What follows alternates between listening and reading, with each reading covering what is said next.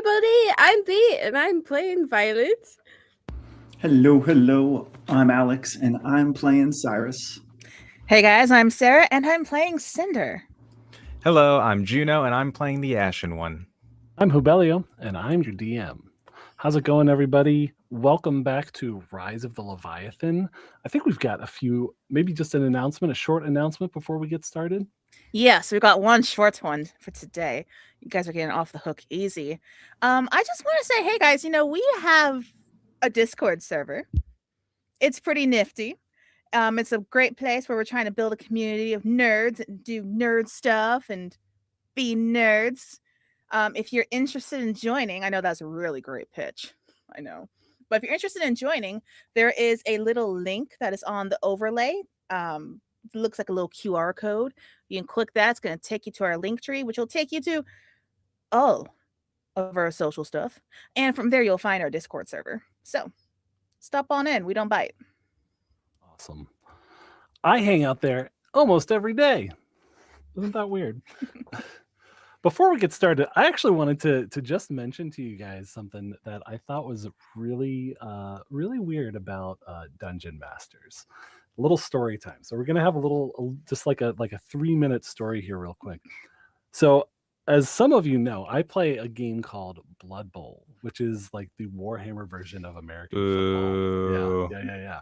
So you have like little miniatures, you paint them up, you play football with them, and it's a good time. And I have a lot of fun playing. And I fancy myself a pretty competitive person, but there was one person in our league that I played just the last week, and it did not go well.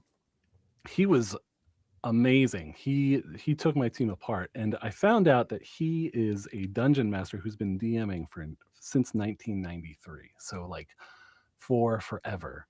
And this is like a cautionary tale, I think, because watch out for DMs, because they'll show up in places and be like super strategic and just wreck your day in a board game or something along those lines. But keep your eye out. Keep your eye out for that. I think the first red flag was the fact that it was Warhammer related. Oh, okay. Yeah. You should be cautious. Okay. You should be cautious of any DM who plays Warhammer. And was sentient at the year 1993. Okay, easy there. Okay. Sorry, ageist, HR fence. Can you hold up your mug real quick for me, Sarah? Because I thought you had like a cigarette or something in your. Okay. What? It's a little. You had put it like right between your fingers when you lifted it, and I was like, "Holy crap!" You're smoking a cigarette and talking. No. This is a different fix. Thank you very much. Fair enough. All right, that's it. I'm done. All right, awesome. Well, are you guys ready to be nerds and shit? As long as we're not doing anything 40K adjacent. Keep that out of our D&D campaign, please. No promises. All right, here we go. Good luck, guys. We're gonna need it. Another day, another dead jellyfish. After tending to wounds, physical and maybe psychological, the party is taken to staying indoors, day drinking, and ruminating on what events have befallen them recently. Perhaps out of a sense of civic duty, or maybe because they are tired of getting squashed by large sea creatures, they're now setting their sights to the north of the city's bright, shiny center, towards the agriculture district. The news of a ravaged region of the city is enough to draw them to help, to investigate, maybe other reasons. While your party is preparing, you have a few moments, gathering your supplies, packing up your belongings, getting a last top off of spirits, perhaps. Your party members are spending your last minutes in the tavern under the fish market, most known as just Kirk Talos's place. The doors to your rooms are open, and you can probably look across the hallways and see your companions getting ready to travel again. This is where we will begin our session today.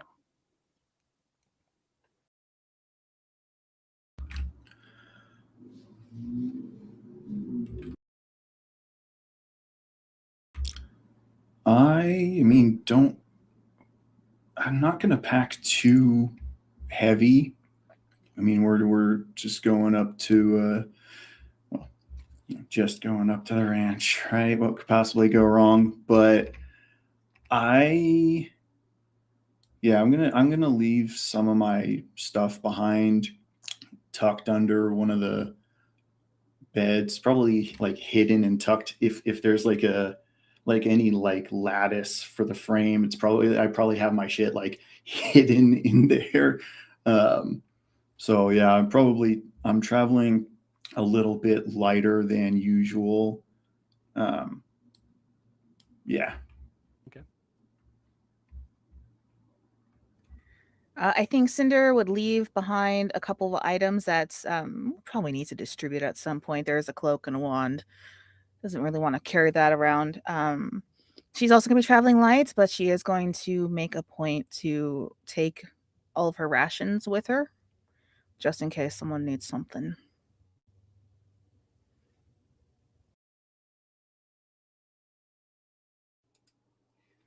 Ash is also going to be traveling light, probably packing in or trying to stuff the rations into his nice big pockets. But apart from that, that'll be it. You guys are crazy. I have everything. I have all of my stuff with me in my little mom messenger bag thing that I have. I think Violet would already be upstairs in the tavern area waiting for everybody to get going because I know we were going to head out. Of course, Violet's going to do the mom thing. So does B. Hey, respect, because I can't be that person.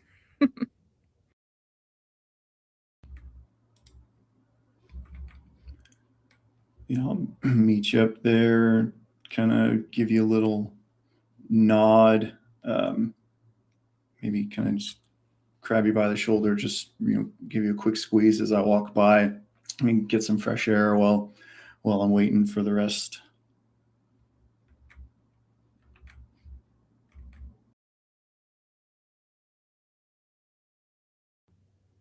Yeah, I think Cinder is just going to head up and she's going to wait outside, see what's kind of going on in the plaza, and wait for everyone else to kind of file out in their own time.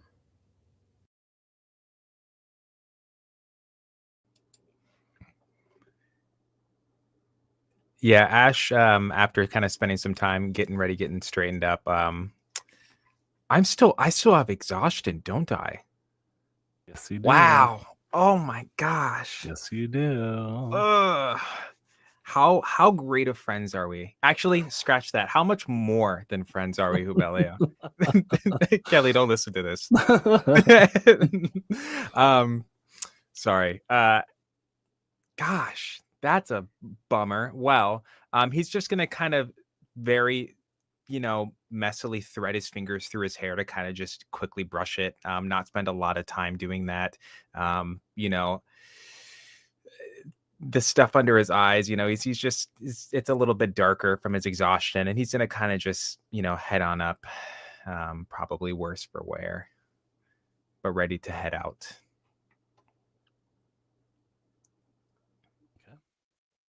Is everyone heading out from the fish market then? Mm-hmm. Okay.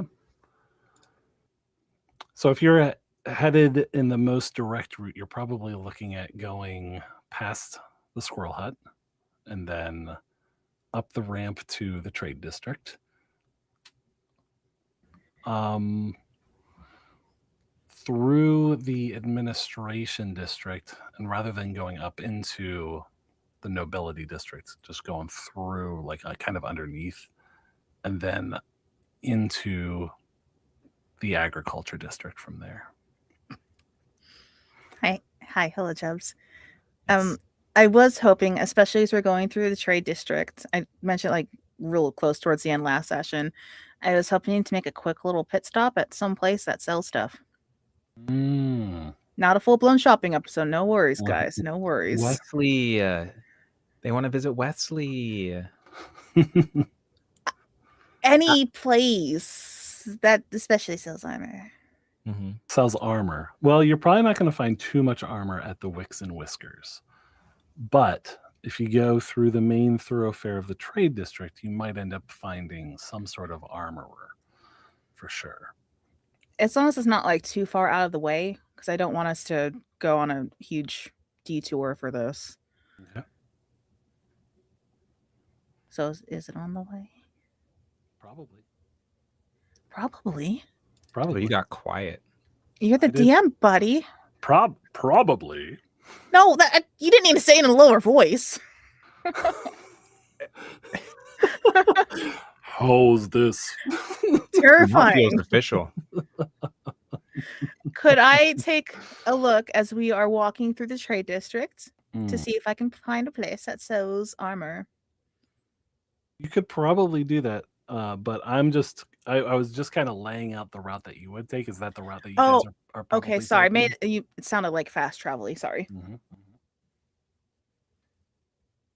So, if you are headed towards past the squirrel hut, it's been a little bit of real life time. It hasn't been a whole lot of in session time, but you still see the under construction signs with squirrels like lifting like 2x4s and like wearing like helmets and stuff, doing construction work, and like one of them is doing that but also getting bonked on the head with an acorn, and it's slowly being cleaned up and prepped for construction work. So the squirrel hut looks like it might be back up and running.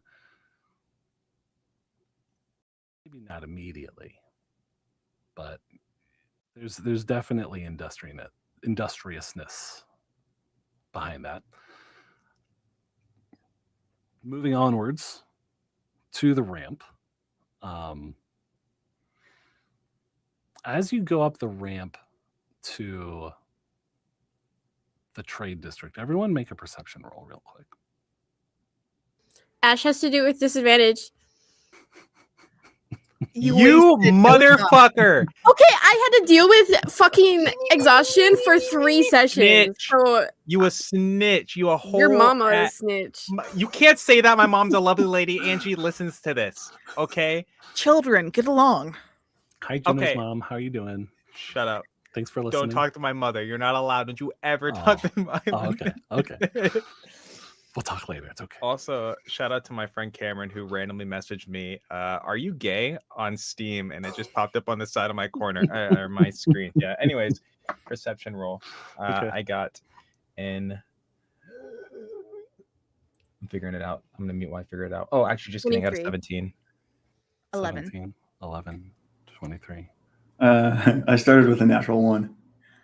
Ooh, starting Go ahead, strong. log off. Actually, wait, I That's- have disadvantage. I didn't roll for that after all that. Wow. I got a 10. Okay. So that 23 means that. What did you get, Cinder? 11. 11. Okay. So that 23, Violet, means that as your group is cresting the top of that ramp, like your heads are basically just coming even with it. So you might be like 10, 15 feet away from the top of the ramp. You see someone familiar, but not really looking himself. Next to basically leaning out of an alleyway to your right, you see Steve, and he's got a black eye with blood dripping. His right arm is hanging limply at his side, and a large bugbear fist slams into the side of his face as he stumbles on the ground. And 5 individuals approach from the sides of the ramp holding barrels. And you're going to have advantage on this dexterity save. What is this, Donkey Kong? That's where it's coming from. That's where it came from. Is it a hot bugbear? There was No, the I don't think audience so. needs to understand that before we went live, there was foreshadowing. There was foreshadowing, and I thought it was just Jubs being a weirdo. Can it be both? It's both. Can it be So both? I have advantage on this dexterity save as these barrels come barreling at us. So it's not barrels, because the barrels are actually being popped open. Oh. It's kind of like a miniature wave of grease Oh. Ew. that's coming down the ramp at you. What did we do? We're the heroes of the squirrel hut. Okay, no, do that. Don't encourage that. Don't encourage that. She said it. They said it. No. Did Violet say that, or did B say that? Oh, you cut out. I guess we should move on. I cut out? Hello? You got quiet. Did Violet say that, or did B No, say that was B. I don't think Violet would admit that. Also, I didn't know if you wanted us to roll right now, but I just rolled a 19 and a 20. Okay. Everyone else can roll a dexterity Anybody want save, my too. dice? No.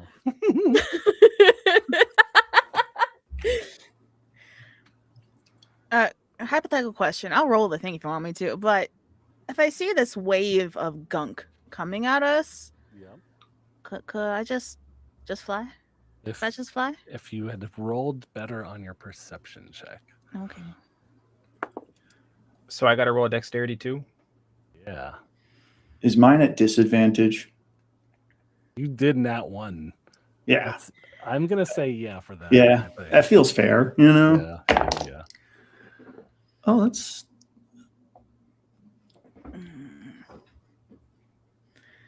19 with disadvantage.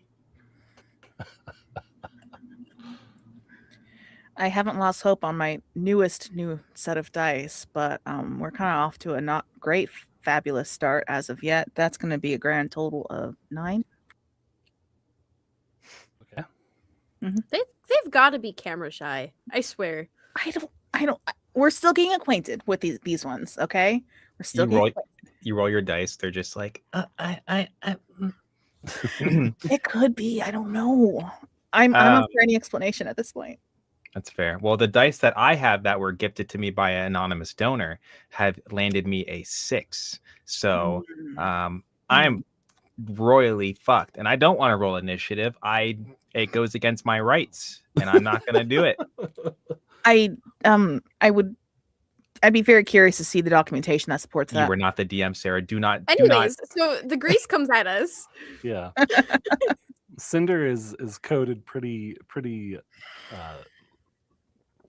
decently, as is the Ashen one. I just washed off too. Kind of smells like a mix between like oil and grease. Smells pretty nasty. Why do you gotta do this, Jubs? Cyrus, you see the hand, like you finally kind of notice after this oil is like sloshing around past you. You look up, you notice Steve is now on the ground, spitting up a loosened tooth. And the owner of this hand, this bugbear hand, is someone you're familiar with. It's been a long time since you've seen Braska Broken Fang. I have to be muted because I am saying very inappropriate things.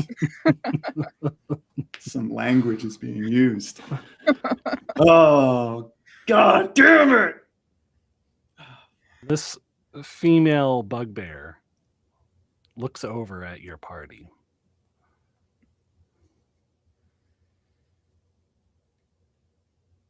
Boy, is that Ickle Prince over there?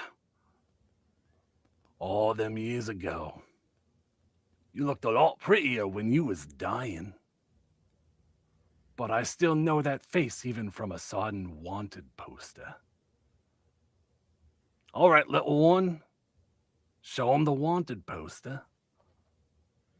And Steve gets up, sits up on like one knee, and he just doesn't even look up. He just hands a piece of paper to this bugbear, who unfurls it. And Cyrus, your picture is on the wanted poster, and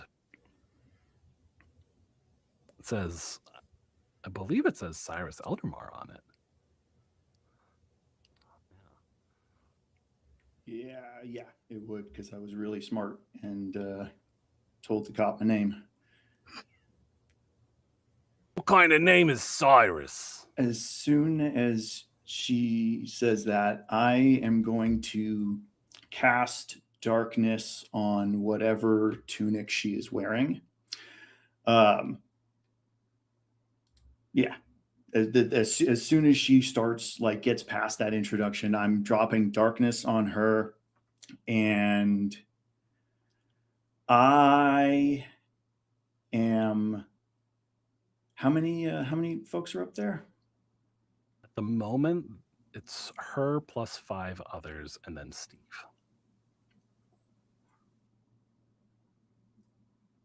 5 are at the very top of the ramp. She is back a little ways. Who in my party is around me? I know Ash and Cinder are kind of not doing super well. I mean, you're fine, but you're greasy. But what? How far are we from each other? Not more than 10 feet. Okay.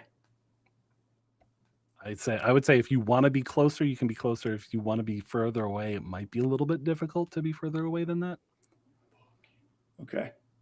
I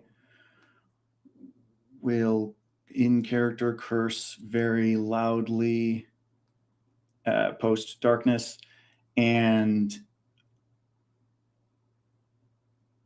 just I'm going to kind of shout in general, at my whole party. Change your plans. We got to get out of here. And I am going to jump off the side of the ramp, whichever the nearest side is, regardless of whether anybody else is actually acknowledging what I said. Okay. As you cast the darkness, and as you're preparing to jump over the ramp, let's all roll initiative. No.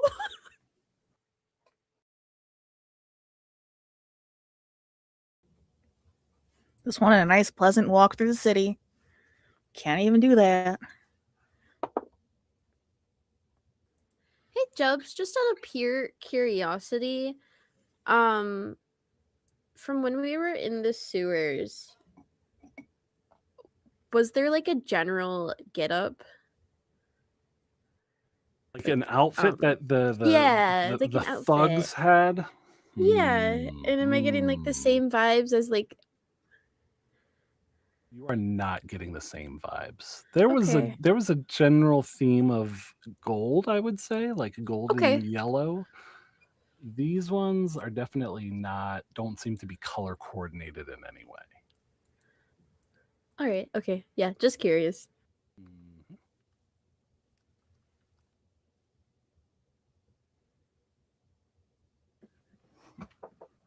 That's gonna be a 5 from me for initiative. What happened to my big rolls? Woo. Yeah, I followed my natural 1 with a natural 2 for a 7. Beautiful. Hello, everyone. I rolled above double digits. I have a 19. That is all. And Yes, I have set a your grease-covered 4. body on fire. A 4. Look, B, I've already logistically thought that was going to be an issue. You don't need to remind me. Oh, Juno, did you roll just with disadvantage there? Because you don't have disadvantage on initiative. Just making sure. I did. Other than that would make it a 10. 10. All right. So if you direct your eyes to our Roll20 screen, have something loaded up here. And let's see if we can get it displayed for everyone. Here we go. Kind of digging the map. Yeah. Kind of digging it. So where you're at right now, just to kind of orient everybody. Get closer to your microphone. Thank you, Juno. Got it. So where you're at right now, Closer. where you're at right now, how's this? To the right. To the Oh my right. God. How's this? You're on the ramp. On the right-hand side of this map, you've got the dirt floor of the Shallows district. I want to say about 12 feet above that are the docks. And then the ramp kind of goes above the docks as well, an additional 10 feet or so.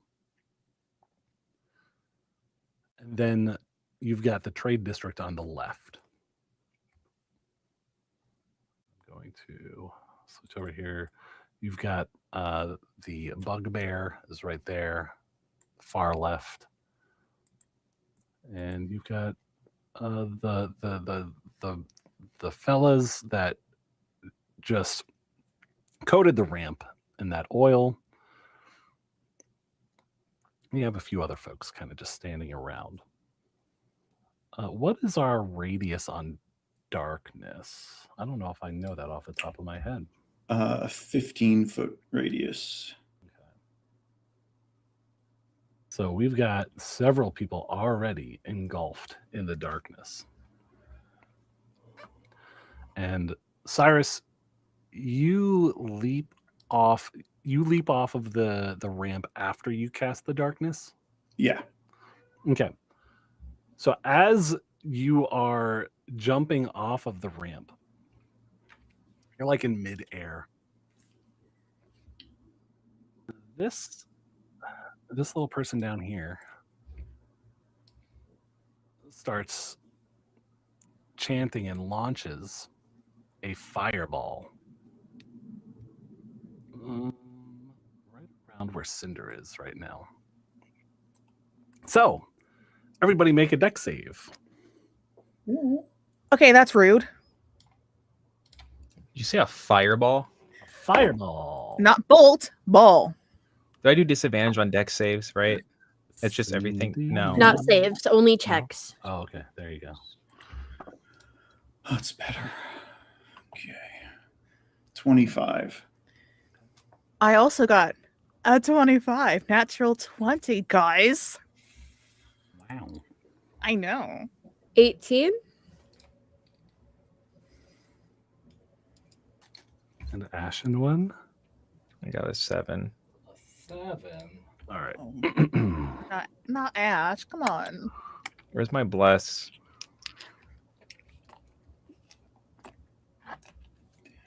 Let's It's not start. my turn yet. It's all right. I do have a backup character when I die this round.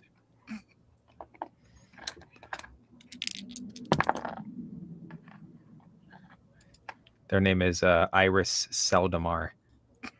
Nice. So, Ashen, when you take 30 damage, Buddy. What? everyone You're else. joking. Yeah, no, unfortunately not. Everyone else takes 15 damage. I take 8 or 7. Correct. 7 or 8. I always forget. Round up or down. Round down. If you insist. We still have the hero's feast, right? No. So So we don't. Cyrus, you're gonna get blasted an extra 10 feet, kind of off the dock, off onto the dock. So like, like somewhere like around here-ish. And I said that was about 10 feet up. So you're gonna take d6 of falling damage. So you'll take 3 more damage. Okay. And you fall prone. Okay. And we are going to enter. Yep. Real quick. Yes. I would like to use my reaction because Same. that one just gave me an ouchie and gave my Sure. party an ouchie, and I don't like Sure. that. I'm going to Sure. cast Hellish Rebuke on Okay. the little one. Uh-huh. They are going to need to make a dexterity saving throw, and they will need to surpass a 15. They And I'm do just not. doing this at first level. They definitely do not. Oh, that sucks. That suck.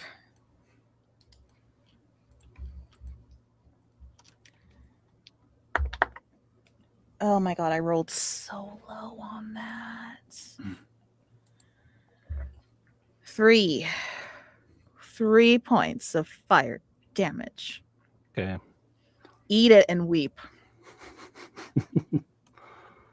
And then I'm going to use my, what is it? Uncanny dodge to half the fireball damage. Okay. Oh, I'm prone.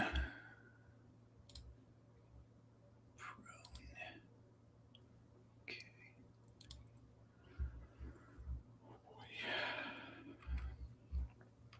Cinder, you rolled a 19. You get to go first. Oh, okay. Guys, be careful what you wish for. Okay, so I can still see the Ashen one in front of me looking a little bit wrecked, right? He's not in the darkness.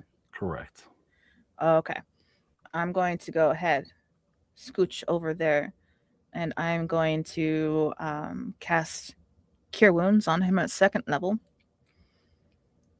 And let's see what that does.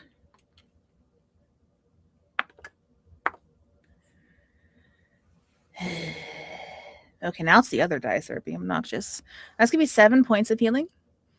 As she just kind of quickly rubs her hands together and just finds the nearest, ouchiest looking part of the wound and start trying to heal that. And maybe put out a little bit of the fire if she can. It's all ouchy. It's all ouchy. Okay. Okay. All right. And then now we got the darkness. Cinder is going to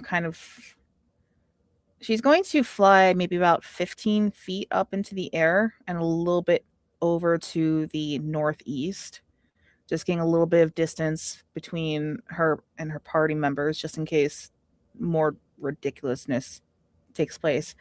And then she is also going to cast Hex on the one that lit the fireball.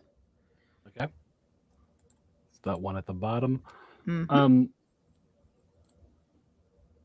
One other thing is because you have some oil on you, you're going to take a little bit of burning damage because that fireball ignited the oil. So 6 halved would be 3 damage, I believe. A pittance. A pittance. Okay. Does it burn off though? Is that over or is that going to keep on going? I'm just wondering. Let's find out. You continue burning. Cool. Love that for me. All right. Anything else for your turn, Cinder? I've flown about 15 feet up. I've moved a bit. I think I've done all my movement. I've done my bonus action. Actually, wait. Can I do that? Did I messed up. I can't cast Hex on that one to the south because I already cast my spell, my leveled spell. Yeah, so I take that back. That back. They're still on her list though. Okay. But yeah, that's it. All right. In the darkness, you're going to hear shuffling, and did you make a save for the fireball? Yeah. I got it. They cooperated that time. I got a natural 20. Oh, okay. You're going to hear scuffling in the darkness, and that older man is going to show up next to Braska because the darkness dissipates.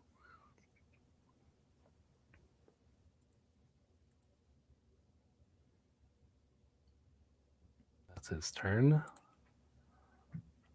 This blue guy is going to step forward and attack the ashen one. It doesn't hit. I don't think it does. Oh. What's the number? An 11. Yeah, just misses. It's the Ashen One's turn. It is my turn. Perfect. Cyrus, you are prone right now, right?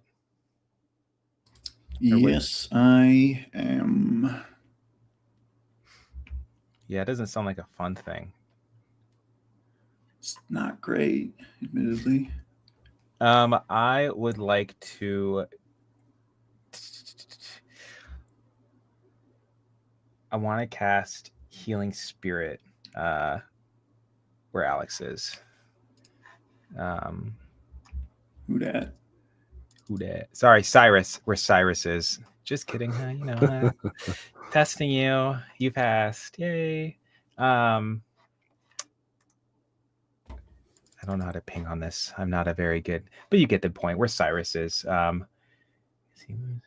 There? Yeah. Above. So let's see. I just roll 1d6.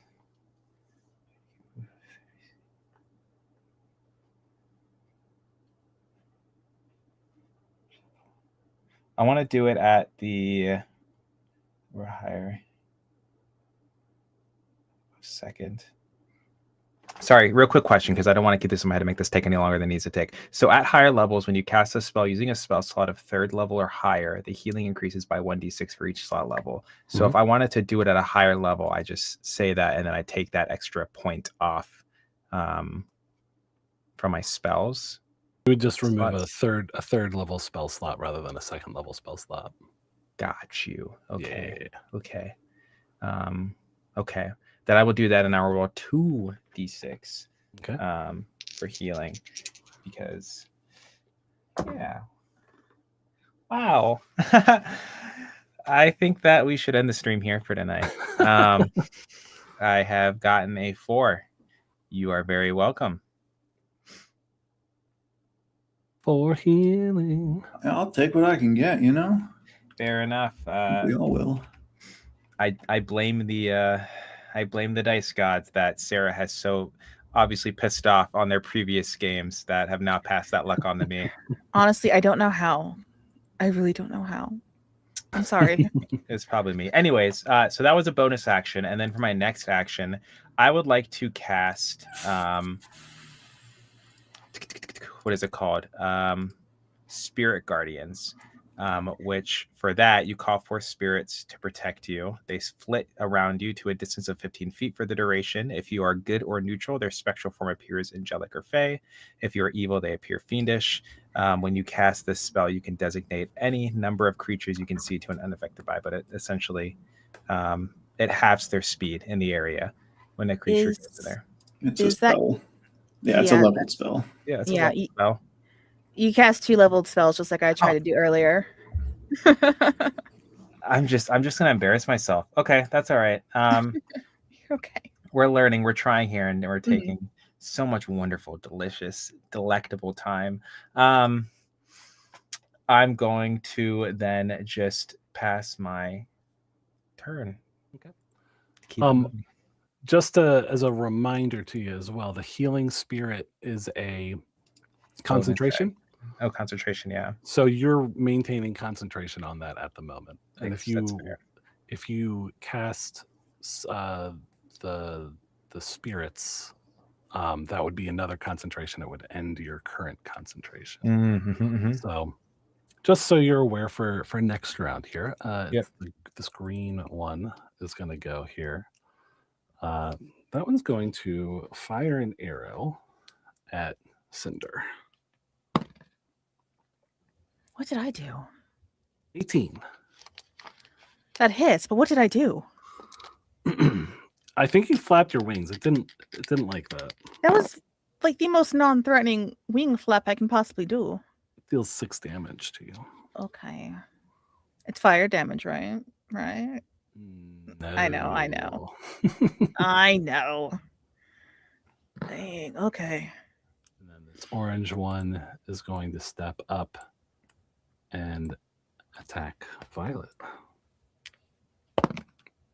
with an axe. 14. I don't think a 14 hits you, Violet. It just misses. Okay.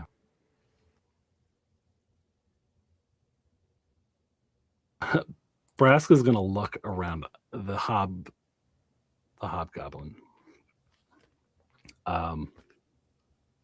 Wait. That's not the right word, is it? Bugbear. Bugbear. Why did I don't know why I said hobgoblin. I caught myself though.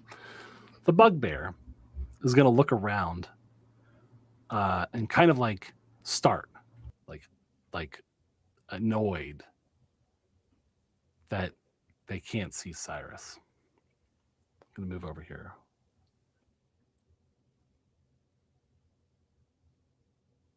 And she looks down and sees Cyrus on the ground. She's holding a spear in one hand and has a coterie of arms on her belt as far as other one-handed weapons are concerned. She's going to jump down and try to land the butt of her spear on your left hand, Cyrus. You're prone at the moment. Yes.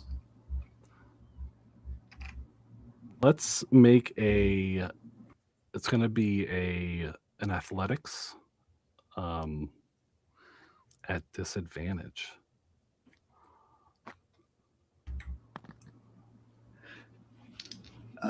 That would be the lowest number that I can roll. So Okay. So she lands next to you with the butt of her spear pinning your left hand down on the ground. I'm going to do one more roll here. I'm going to do this actually in 20. Okay.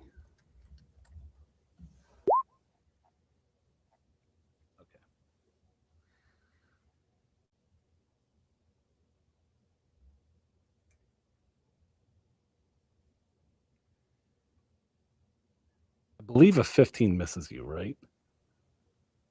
that would be correct. Yes. She says, all that fiddly magic you got in your hands, but the rest of you is just this lame Cyrus fella. Alistair seems like he's draining right out of you. I'm gonna keep this bit of Alistair. It was so fun killing him. Shame I didn't get a keepsake last time.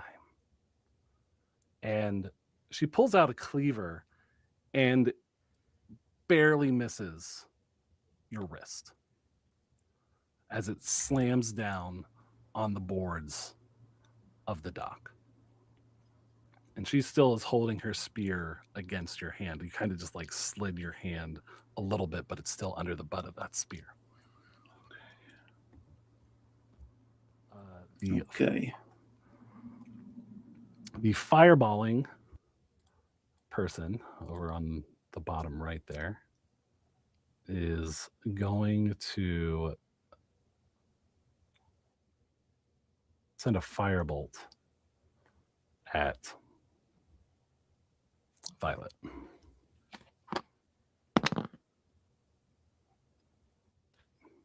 I think a 16 will hit. Mm-hmm.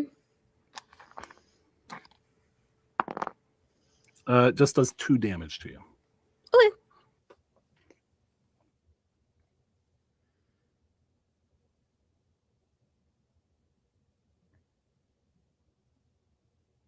This guy puts his barrel down and starts rummaging through some of the gear that's next to this tent.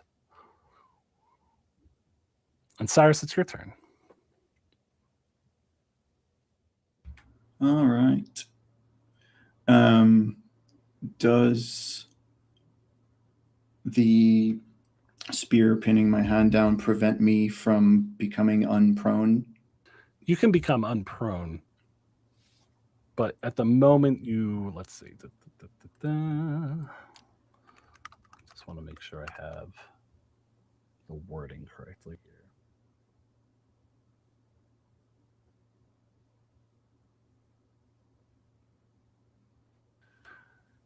You are restrained, but you can become unprone.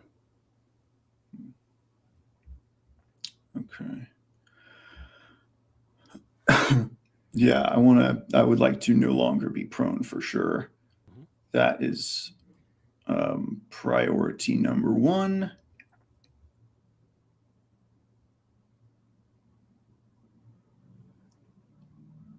Ah, boy. And then I would like priority number 2 is going to be to no longer be restrained. So whatever I have to do is I try and get away from her. Make an athletics roll.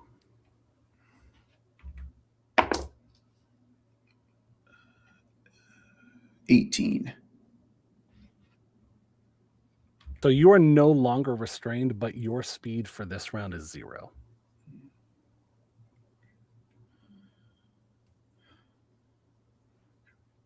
All right. Do I have action or bonus action left? You would have bonus action.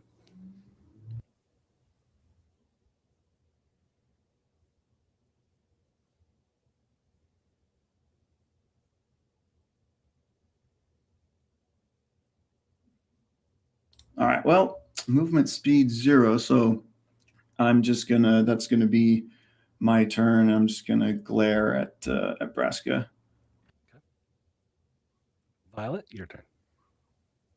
Okay. Looking quickly over Ash, how bad does he look as of right at this moment? I would say he has kind of like a slight limp, and there is some pretty heavy bruising, some blood, but most of it seems like it's dried up and not, leaking from the heal that I got. So he's looking, worse for wear. Like he could be better, but he might be all right for a round. Famous last words. I'm ringing. Yeah, there's a bunch of feedback coming from your mic. I think you might have swapped your mic input or something. Crap, I totally. Okay. Seeing as though he might be good for another round, I am going to cast Sanctuary as a bonus action on myself. So any creature that attacks me directly has to make a wisdom save.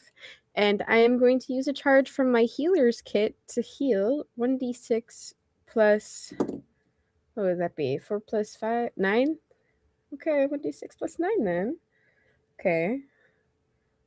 I heal 14 hit points, and the grease on this ramp. Yeah. Would that be a dex save if I move through it? To not fall on my butt?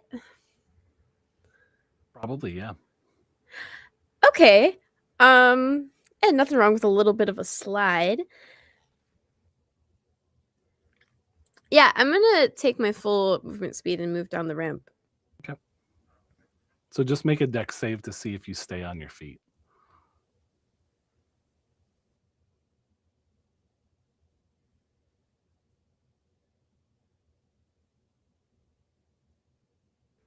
That is a 13.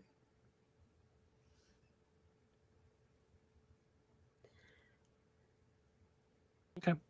Yeah, Do I you fall? make it down. No, you make it Okay. down. But you are going to take a little bit of fire damage. 3 fire damage. Okay.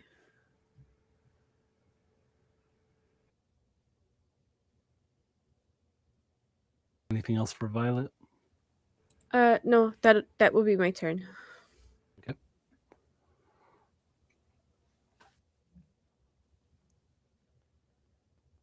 These guys down here at the bottom are both going to shoot some arrows. One's going to shoot at Violet. They need to make a wisdom save, correct? Yes, against a 16. Oh, it's a nat 20. Oh, Poop. goodness. That's see what not the- that's not the arrow shot though. It's okay. It's not the arrow shot. The arrow shot is a 16. That hits. Okay. The arrow damage is a 7. And then the other one is going to be at Cinder. Another 16 to hit. You know, when I was like, hey, I want to go buy some armor, have you done that? That would have come in really clutch right now because that's I just bet. a smidge over my AC. I bet. Well, you only take 3 damage on that. Okay, we're good. We're good. All right. And that is the end of the turn order. We're back at the top with Cinder. Okay, this is great. We're having fun. Don't worry about it. I kind of imagine that while Cinder is flying and everything, and her wings are at least like smoking, if not slightly embering, perhaps, which I'm sure must be an interesting sight. But she's looking down, she's seeing what this this bugbear, who's not a hobgoblin, she doesn't know what's going on, but there's something there and she doesn't like it. So she is going to look at the bugbear. She's going to cast Hex upon it. Okay. Her. And then we're going to do an oldie but a goodie, guys. We're going to do some Eldritch Blast. And I get to roll 2 of this time, so maybe one of them will hit. What ability are you disadvantaging with the Hex, by the way? Oh, does she seems roguish, right? No, Roguish? she looks pretty Fighterish? dang buff. Oh, she buff lady. Yeah. We're gonna hex the strength then. Okay, and guys, I think both of these are gonna hit. Lowest roll is a 24. Those are hits. Oh, Yes. I'm sorry. I've been waiting for this moment. I've been waiting. Okay, no, that damage roll isn't too bad either. So that's going to be 18 points of force damage plus the hex for each one, correct? Hex damage for each one that hits? That's correct. Okay. I've had different DMs rule differently, so I want to make sure I'm on the same page. Oh my god, I rolled good on that too. 10 points of necrotic damage. Oh my. I did something. I did something. I was useful in combat for once. This is great. Sorry, I'm fine. Good. Yeah. I'm just having a moment. Anything else for Cinder? It's been 15 episodes, guys. I think she is going. Oh no, she's actually at a pretty good location to help people. She needs to. Also, at a really good location to get hit by people if they want to. I guess we're gonna go maybe. No, she's gonna stay where she's at, like 20 feet or whatever up in the air, and we'll see what happens. But yeah, that's my turn. Thank you. All right.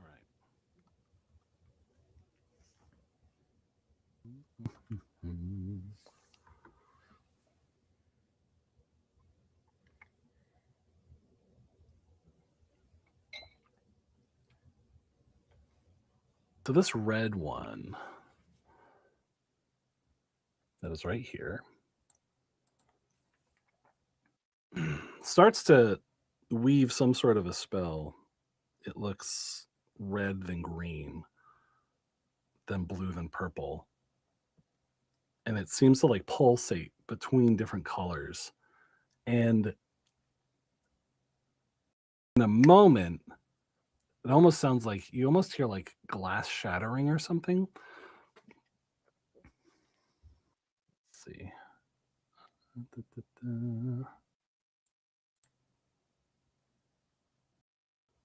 Violet and Cinder make wisdom saving throws.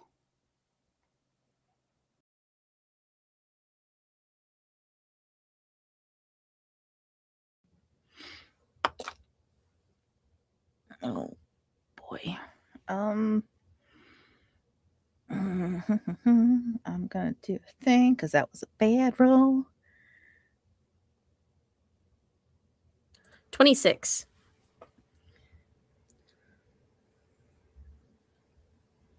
What's that thing called? I am going to use my Favored by the Gods ability. Okay. Because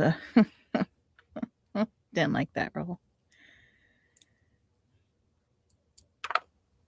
Oh, I like that a lot better. I rolled max on that. So that's me. You said wisdom? Wisdom. Okay, this is a very dirty 14. Please tell me that's enough. Please. Jobs. Those colors that I mentioned begin swirling in some sort of a pattern in front of your eyes, and you are incapacitated. 14 wasn't enough. It was not. I quit. Well, like D&D anyway. You still have Sanctuary up, don't you, Violet? I do, but if that was an AoE, then it still hits me. This fella, this with the blue marker, is going to attempt to shoot an arrow at you, Violet. Oh, okay. But he fails his wisdom save, so he just He needs to pick a new target. Yeah? Yeah, that's how the spell reads. Or he loses his attack. But I'm assuming he would pick a new target. Oh, he can pick a new target. Yes. I guess we're going to go for Cyrus. Let's see. Oh, shit. I'm sorry. I shouldn't have said anything. Yeah. How could you do that? I believe a 19 will hit.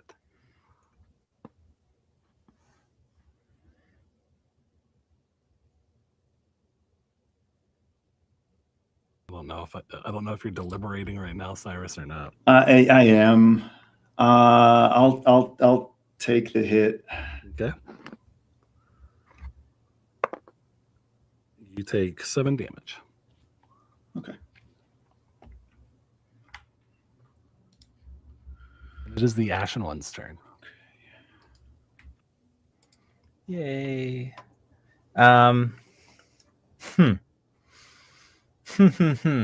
This is a great fight, by the way, Hubelio. I am trembling, terrified, traumatized.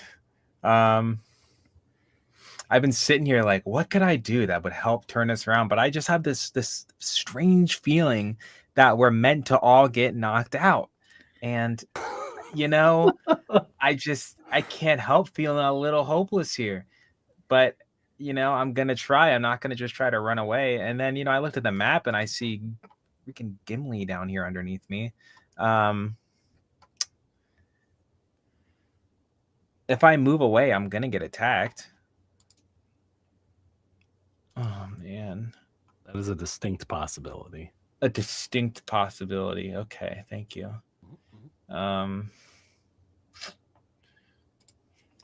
Okay. I am going to use my second third level spell slot. Because I think I got 2 of those at level 5 as Druid. So I am going to use Blade Storm on. I'm going to split it in half. So I'm going to do 3d4. I'm going to roll, obviously, for the hit, but at disadvantage. And then I will target the individual, the bear bug, bugbear by Cyrus. And then I'm going to also target this person who's directly next to me. Okay. So I will roll for those. So for, let's see.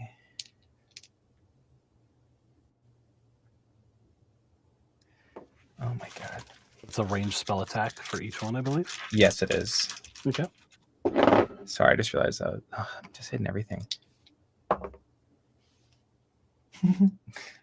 So for the one that is right next to me, I got 2 7s on this dice. So even with my additives, I do not think that that's going to hit.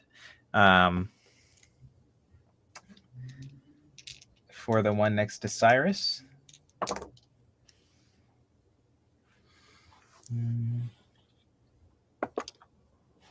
does a 15 hit? 15 does hit. Oh, thank Lord. Okay. So is that 3d4, I think? Yes, 3d4. Okay. Which I have, and I was unbagging. Nice. So proud of you. Right? All right.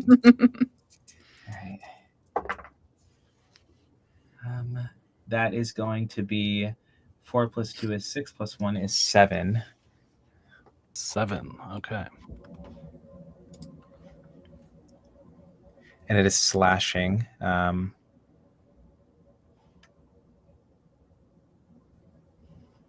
Okay. Let's see.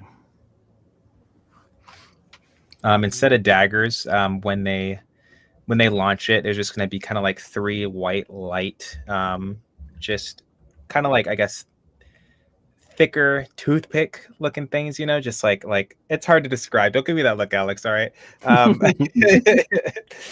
But it's it's just long white beams of light Okay. that are floating around their hand, and the air around it just kind of feels slightly colder as they launch that at the bugbear.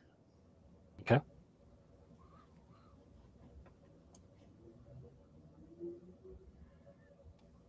This blue fella, I'm sorry, no, the green fella next to the ashen one is going to try to put the ashen one in a headlock. So make a contested strength roll. Or it'll be like athletics. Let's do athletics, yeah. Ooh. Oh, I have to do this is at disadvantage too, isn't it? Okay, that's not that bad. Athletics, that is going to be an 18. So you just shrug off Oh, thank God. this assailant. Dwarf is going to do the same thing. It's like, all right, let's wrestle with the ashen one. Yeah, it's every man's favorite pastime. That's pretty fair. What did you get? I got a 10. Got it. I got that? You got that. Nice. So you fended off their wrestle attempts to headlock you. All right. So Braska is not looking great at the moment. Just zapped and shredded with a whole bunch of hex damage and weird blade storm damage.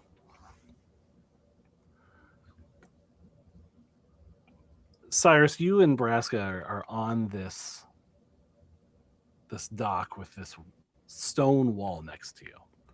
And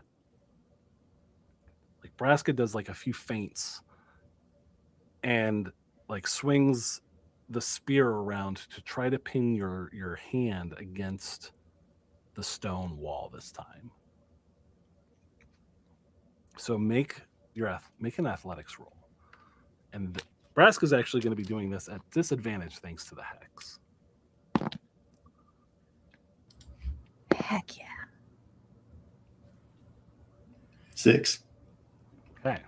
So Braska pins Oh, damn. your hand with a 14. And Braska chuckles and flourishes the butcher's cleaver again and swings for your wrist.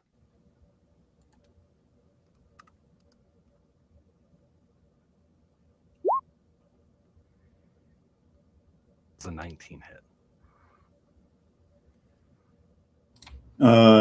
It does. I'm going to use my reaction to shield. So the shield allows the cleaver to deflect off and not strike your hand. Okay. Nebraska is going to continue holding your hand against the wall with the spear butt. That is Nebraska's turn.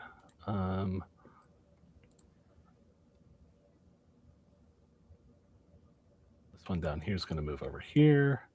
Going to try to firebolt Violet again. See if the wisdom lets them. Does not. On a 4, they do not pass their wisdom save. God, I love Sanctuary.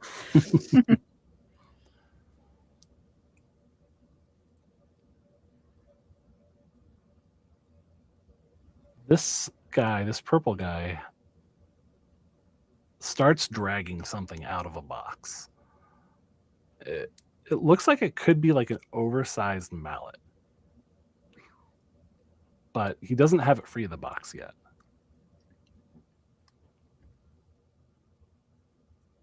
And Cyrus, it's your turn. And you are restrained again with that spear butt holding you against the wall. Okay.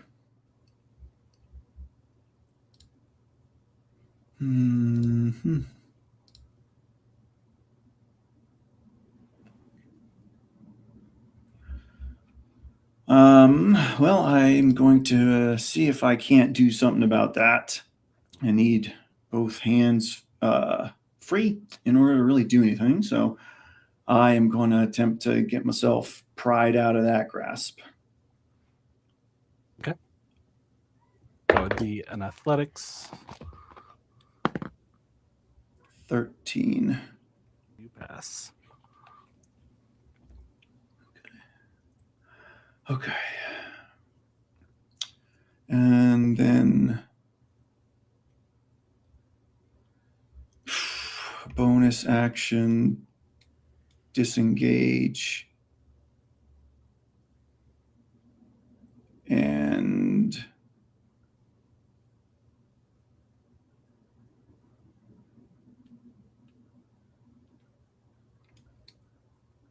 I'm gonna go 15, 20, 25, 30 feet over, kind of heading back down the ramp. And as I run past Ash, as I run past Ash, I'm just gonna holler at him to get back and regroup, and then that's gonna be my turn. Okay. Violet, it's your turn. Okay. All right. I'm gonna do what I usually always do, and I'm gonna go ahead and cast Bless on 3 people in my party. Ignoring Cinder this time, and I'm going to cast it on myself. Okay. So Ash, not Cinder, Cyrus. You guys have such similar names. And I have a D4 we can add to attack rolls or saving throws. Yeah. And then I'm going to back up just a little bit. I'm out of the grease now, right? So I'm not going to take any fire damage? You are out of the grease. Okay.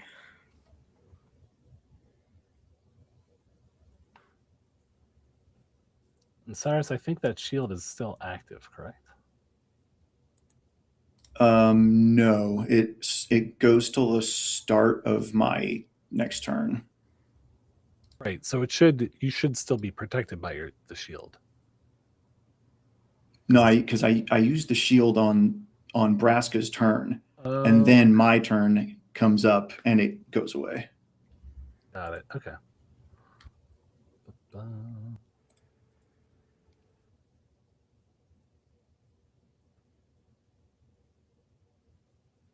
These two are going to shoot their arrows at Cyrus.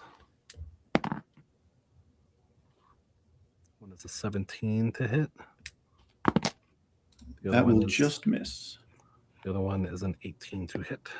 That will just hit. Okay. You take 5 damage. Okay.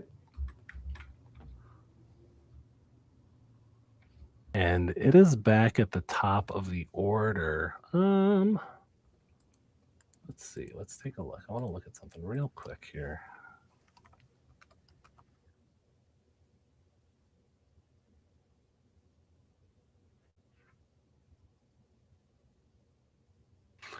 It's Cinder's turn. Cinder is incapacitated. How can I stop that? I don't like that. Let's not and say we didn't anymore. Yeah. You just see shapes and bubbles of color dancing in front of your eyes. Do I get to make a saving throw at the end of my turn to see if I can get out of it? You actually don't. What? Which is wild. Gotta love hypnotic pattern. Question. I don't like that. Yes. Does damage help get Cinder snapped out of this? Make an Arcana check. Come on, buddy, help me out. 16. You have bless. Did you use bless? You have bless. Did you? 19. Did you use bless? With a 19, yeah, you're pretty certain that you could probably like smack her in the back of the head and get her to shake it off here. My thoughts are more along as I'm running by whether or not she's incapacitated to the point where she falls out of the sky. Oh, do I? With incapacitated, it's just actions and reactions. You still have your movement you can take. Okay, so she's still flying. Let's see. Yep. Okay. So yeah, you could move if you'd like. Okay. All right. Well, she's just in her own little world, but she doesn't like it right now. It's not fun. She's going to start flying backwards, maybe about 15 feet, still keeping her elevation. And do I know if I take damage, if I can get out of it? You feel like there's got to be something you can do to break yourself out of this. Could I fall? Sure. Okay. I don't want to be metagamey though. I really don't want to be metagamey. No, it's fine. If she would know, if she would know. I would say because of Cyrus's Arcana check, like I'm not going to make each one of you individually. That was his Arcana check. Yeah, I mean, if you want to make an Arcana roll, you can. I feel like I need to. Okay. I want to take this offering. I do. Sure. Because I have a very complicated relationship with dice. Okay. Okay. Okay, that is going to be a 16 Arcana. Yeah, you're fine. You know. Okay. I'm going to stop flapping my wings. And I fall. Probably about 20 feet, I'd think. Yeah, I'd say that sounds about right. Let's see.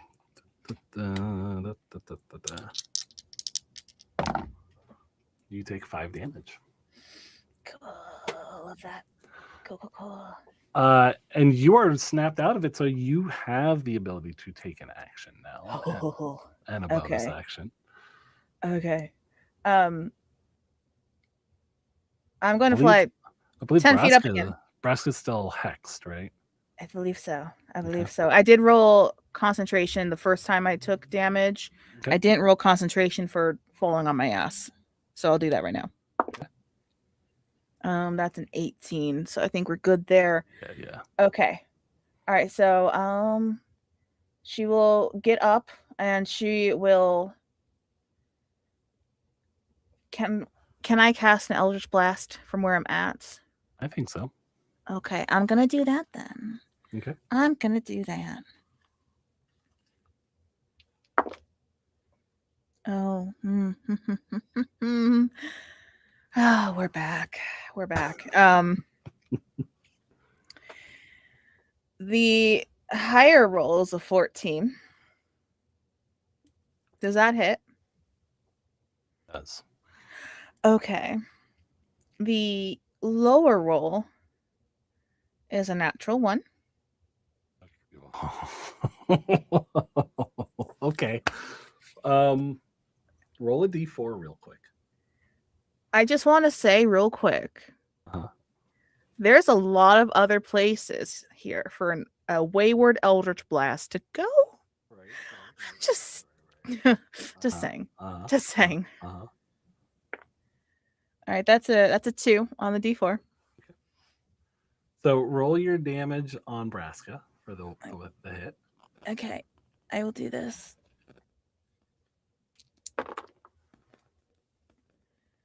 Okay, so that is going to be 6 points of force damage and 10 points of necrotic. 16 total. Oof. Oh no, 10 total. 10 total. Okay. But if you want to accidentally write down 16, that's okay. Make another attack I roll. don't want to, Jones. I don't want to make another attack roll. That's a 17. Cyrus does a 17 hit. Oh, not Cyrus again. Come on. No. 18 armor class. Oh my god. So it whizzes. I assume my hair probably drifts in the wind as the Eldritch Blast right past my face, as per usual. Yep. Mm-hmm. Chubbs, Yes. are you trying to get Cyrus to kill me? I didn't roll the d4. Was it a 2 every time? It was a 2 this time. This is going to be some really great PvP. It'll be very short-lived, but it'll make for good entertainment. Gosh, I just feel so bad because like Cyrus already loves Cinder, and this is just adding some icing to the cake. So the last Eldritch Blast that you hit the bugbear with, Mm-hmm. the bugbear howls in pain, and in reaction, she starts running along the dock to the north. Wait, you're telling me she's bitching out? She runs. Wow.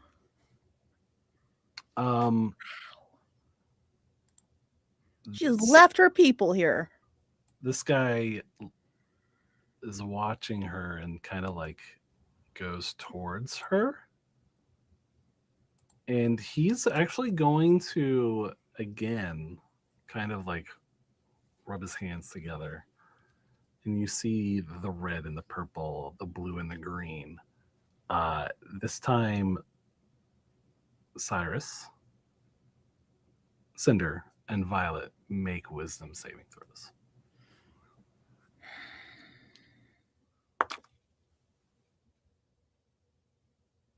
Oh my god, this is the first time I'm adding bless to myself. This is so exciting, guys.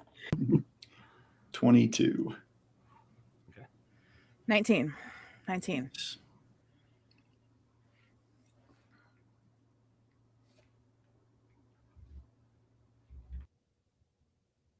28. Okay. Nothing seems to happen.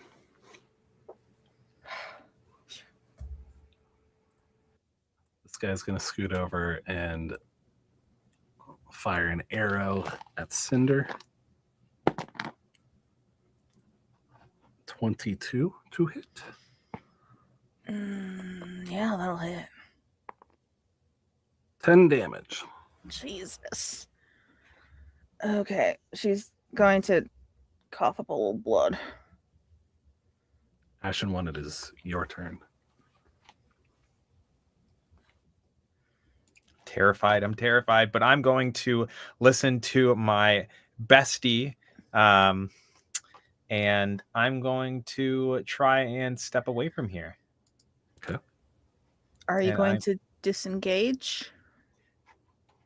Can Yes. disengage as an action. You can. Yes, I'm going to disengage as an action. Okay. Okay. You're getting me So real nervous there for a second. You can use your full movement to move wherever you like. Wherever I'd like. All right, I'm gonna just run away. I'm kidding. I'm gonna move. I'm gonna move right 5, 10, 15, 20, 25, 30. Move right here. Okay. So I'm gonna be right next to Cinder and a couple paces back behind Cyrus. Okay. Anything else for your turn, Ashen One? I already used my action, so I can't smack them out of anything, but I guess they're all good. Anyways, all right. Nope, I'm done. Okay. So this green one is going to kind of walk to the edge after seeing Braska kind of just isn't sure what to do. They're going to throw a throwing knife at Cyrus. I don't think an 11 will hit. No. This orange one is going to walk up and swing at Cyrus. That is a nat 20. That does tend to hit. Plus, 18 damage.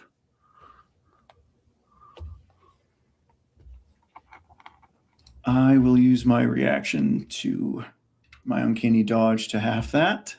Okay. I'm still bloodied as it is, badly so. Okay. It's Braska's turn, and she is going to continue running. And Fucking coward.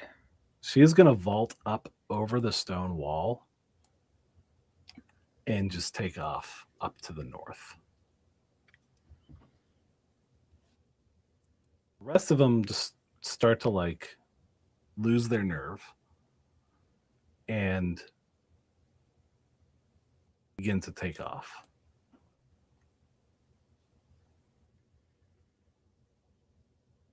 Because they seem to definitely have been following this bugbear. Let's see who else. This guy drops his hammer, takes off that way. Cyrus, it's your turn. Okay.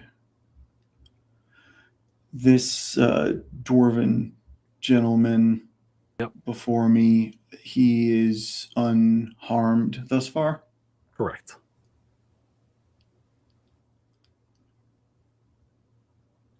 Okay.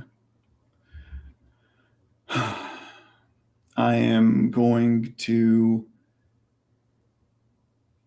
focus my attention on him, and I'm going to click on the right screen so I can move my character. And I'm going to kind of, do a bit of a feint and circle around him, and then go ahead and see if I can't get a little booming blade action on this guy. Sure. That's definitely going to hit. It's like a 31. Ooh. Yeah, 31. Spicy. No, he dodges that. God damn it.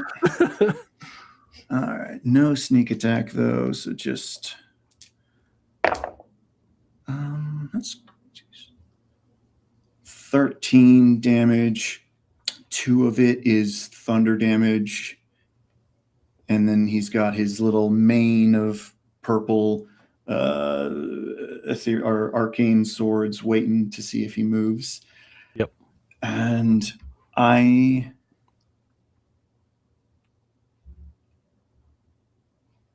am going to... Actually, I'm not going to disengage. I'm going to end my turn there and just see what he does. Okay, Violet, it's your turn. Oh, okay. Okay. They look like they're all running away. It does look like now that Braska took off, they're all looking as if they're unsure what to do, including the one that's right next to Cyrus.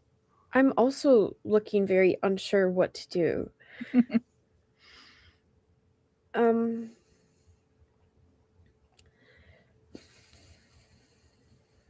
Cinder did get kind of messed up there. And I am a kind soul.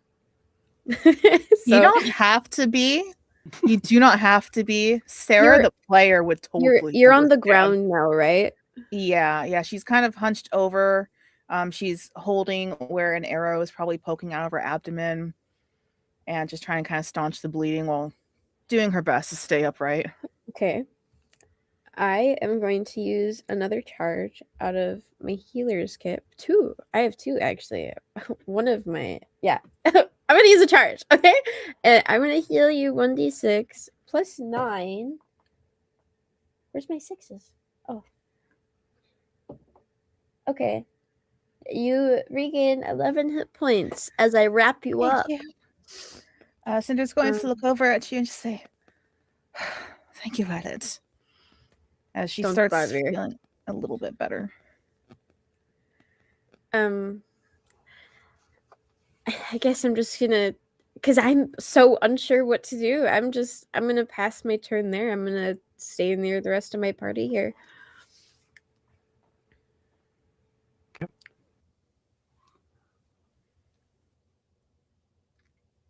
Enemies seem to be dispersing. They're trying to get away, it looks like. So, looking at all of these individuals, they're all trying to run. Even the dwarf next to Cyrus is still looking feisty. He looks like he wants to fight. All the other ones are taking off though and running. So Cinder, it's your turn. Okay. Do we see our good friend Skeven Steve? Or is he just kind of out of line of sight with all the chaos going on? Are you flying right now? No. Everything hurts. You do not see Skeven Steve. Okay. Seeing that everyone is starting to kind of disperse and also probably feeling a little bit not great about how all of that went down, she's going to hold her action, and she's going to be preparing 2 Eldritch Blasts to hit the dwarf if he tries anything that is violent towards Cyrus. Okay. And as my bonus action, I'd also like to move my Hex to him. Okay. And that's it. Okay. They start moving away. Ashen, when it's your turn. I'm kind of in the same boat. Just kind of looking at him and kind of realizing just how beat up I kind of am. I'm going to be a little bit more on the reserve side. I would like to once again cast Healing Spirit. And I'm going to put that right here, kind of next to me. I'm not really good at pinging on here, but right here next to me. Sure. Which then for that, I will roll my 1d6. Come on, escalators. I got a 4. You know what? That's better than nothing. So our next big giant monster to fall from the sky is going to be an eel, I think. Eel? At this point. Escalators, eels. Don't jinx us. It's thematically appropriate. Okay, don't judge me. Anything else for Ashen One's turn? No, that'll be it. Okay. The dwarf, all the other ones are running, but the dwarf like glares at Cinder as the hex goes on him. Are you hexing Actually, strength there? Hold on. I'm sorry. I did this thing called looking at my spells and reading it. Oh. I cannot move the hex to anyone else unless I offed the person who was hexed previously. So I can catch myself too. But she is still definitely training her Eldritch Blast on him. Like it's just kind of like glowing from her hand, just ready. He raises his axe to swing at Cyrus, so go ahead and roll your Okay, your fuck this Eldritch guy in Blast. particular then. Okay, lowest roll is a 21. Yeah. So I think they're both hit. Yeah. Oh, this feels weird. This really does feel weird. Doing something in combat? Yeah. Okay, and that is going to be 11 points of force damage, not too shabby. And yeah, that's her reaction. You bore a hole through his neck. He collapsed on the ground, and the rest of these hooligans scatter to the wind. And I'm going to take some healing from that because I can. Okay. Combat is over. So you can turn off the roll 20. Sarah, I appreciate you. Done. Sending that. You should be able to see our faces now a little bit better. And yeah, they scatter. You do get a sense that Steve may be up the ramp. Okay, hold on. Let me get my temp HP set up real quick. Yeah. Okay, I'm not too worried about Steve right now because I think the only time Violet at least has ever interacted with him was on the elevator. I'm more worried about Cyrus because he seemed really panicked. So I'm going to run over to him, look him over. I was not tracking HP this time. How do you look? Battered. Yeah, I'm so glad that Wesley gave me that new coat yesterday. It's in ribbons at this point. But between, I may have dodged the fireball and everything, but yeah, I took some hits. There's some pretty noticeable wounds. I'm heading up the ramp as things calm down, and so I've got my rapier in my hand, and I'm looking off in the direction that Braskhead went off, and I'm trying to hold my left hand to my side, more or less trying to keep my insides on the inside. So like as you come up, like it's just this, my left hand is just covered in my own blood, just seeping down the left side of my body. Okay, as I run up, I'm like, Cyrus, wait a second, don't move. And I'm so weird. I'm conserving my spells because I'm nervous. I'm gonna just use another charge of my healer's kit to heal. Oh, okay. Come on, do the math. 15 points of healing. I rolled max that time. I do not think it's weird to be conserving with the spell slots at the moment because it's like probably pretty early in the day and we just got our shit rocked. Yeah, and we still have somewhere to be. Yeah.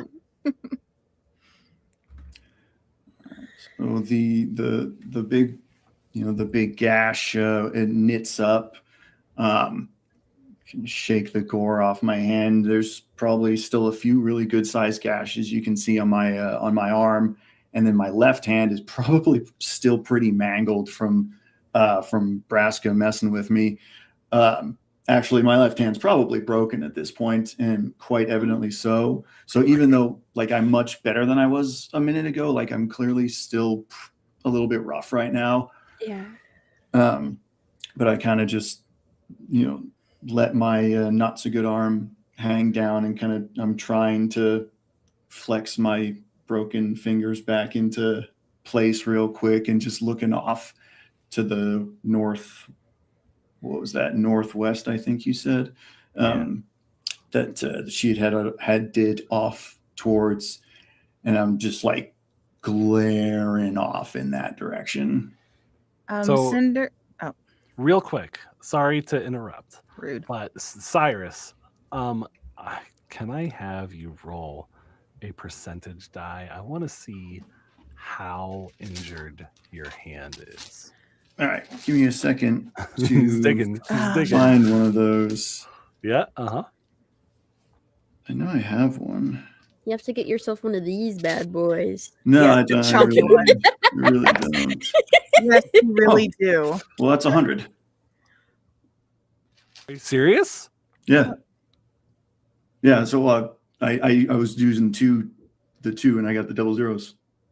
Oh my god. Okay. I think that's 100. I can't remember. Yeah. No, it is. Right? Yeah. Well,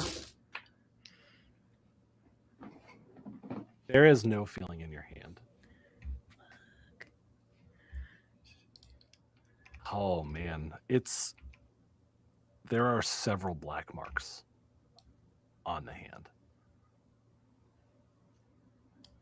I'm not sure how helpful this is going to be with something that bad. But Cinder is going to approach, and she's going to see that Cyrus is still really messed up even after Violet's healing. Hold on one moment, and she is going to have that same kind of glow warm up her hands, and she's going to, Violet, please don't kill Cinder. She is going to take Cyrus's hand as she tries to heal it. I'm casting that at 2nd level, and Make a medicine roll while you do that. oh no. Okay, well first let me do the cure ones, and we'll go from there. Yep. Oh, that was actually a really good roll for me healing. Somehow that is going to be 17 points of healing. Wow. Yeah. That Let's see if that carries over to the medicine check, huh? Probably not. That's a 10. Yeah, there is no change in the status of Cyrus's hand. I think we might need to get this checked out. Kind of pull my hand out as you're casting your spell.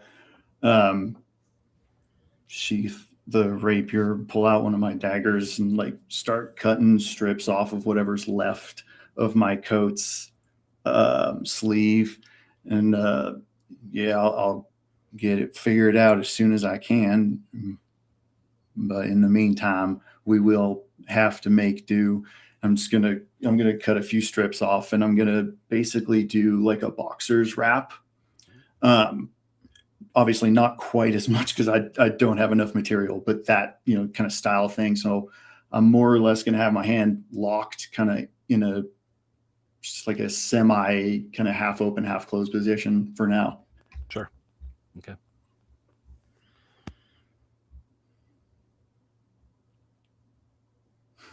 Street seems oddly quiet as the would-be assailants have been turned away.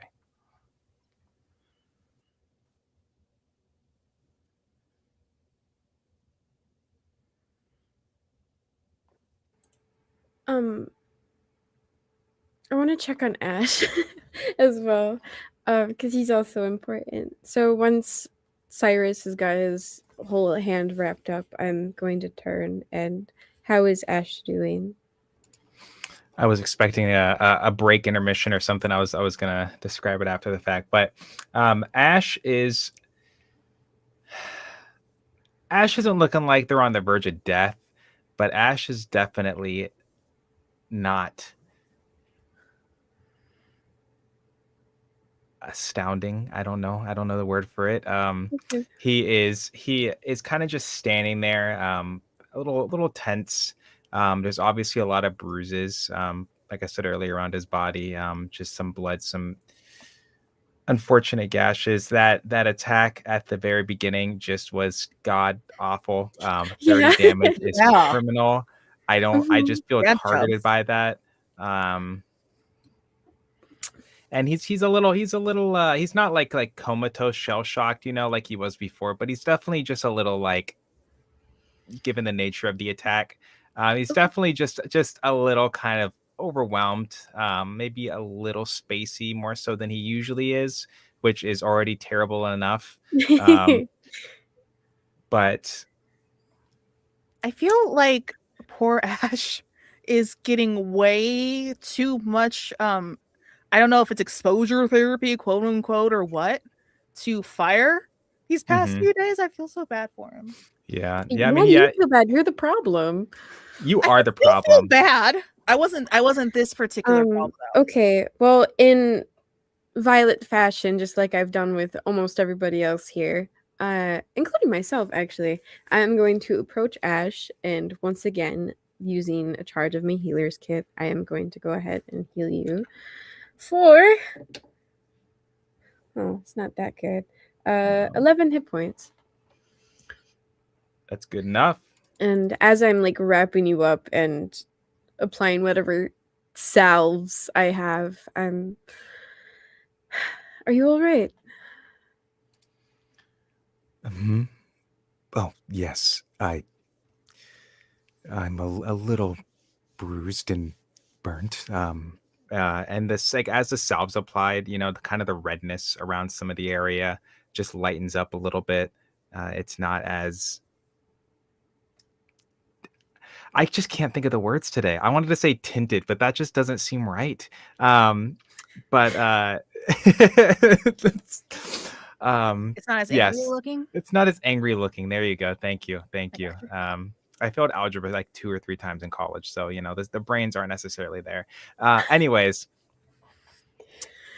yes. Um, Thank you. It is starting to feel a lot better. Um, That's I good. feel as if I can kind of focus more, and I can walk, but overall I just feel exhausted for some reason. Yeah, I mean, for the past couple of days, we haven't been able to catch a break, really. So I get it. I'm tired too. I might take a nap once we get to the next area, but we will see. For Okay. now, thank you. Anytime.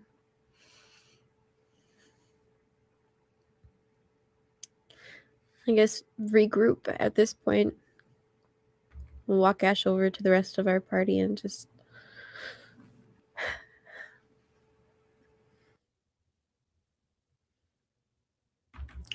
Once my hand is wrapped up, I'm gonna go over to the dwarf's corpse, and left hand kind of held up here so as not to get hit. I'm going to go through all his stuff, his on his person, and I just want to see what, if anything, he has on him. He has a great axe. He has 10 silver and some leather armor. Okay. I am going to pocket his silver and pocket his silver, stand up, spin on his corpse. That's and hold. Actually, I'm not going to pocket the silver. Before I do, and I'm going to spit on his corpse, and then I'm going to hold the silver up, like, this is my cut, and then I will pocket it, and then kind of turn back to the group, not really, stressing about the hand too much. How you guys doing, Ash? Good, man? Thanks to Violet, I am able to walk around somewhat normally, but I would probably like a point to take a nap when possible. All right. What about the rest of you? Violet, you look all right, but take any hits or anything? I'm okay. Do you have questions for him? No, I'm pointing at the corpse of the dwarf. I mean, I would. That was my intent. I was hoping, I might be able to before, things escalated. We can still ask him if you want. How's that? Magic. If you need. Of course. Well, yeah. I mean, if you can talk to the dead, I mean, I didn't know that was something you could do. Learning as we go. And I'm going to walk up to the corpse and use my bag that I have to kind of prop his head up a little bit. And I'm going to go ahead and I'm going to cast Speak with Dead. How does that look when you cast it? Oh, okay. So I didn't think about this because this is a new spell. I guess as I cast this, to give him that last little bit of breath to, what is it, 5 questions, I believe it is. Violet will blow, and instead of invisible air, it comes out in like a little bit of a white light, and it enters his mouth, and that's when like the corpse would be like and alive but not. As that air enters the dwarf's nostril. Oh, I didn't like that. Keep it going. Cyrus, you have 5 questions. Above the table, any of us can ask the question. I have to be. Yeah. Table. Yeah. Above the table.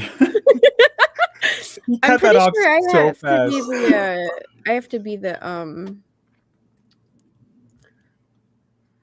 Let me read.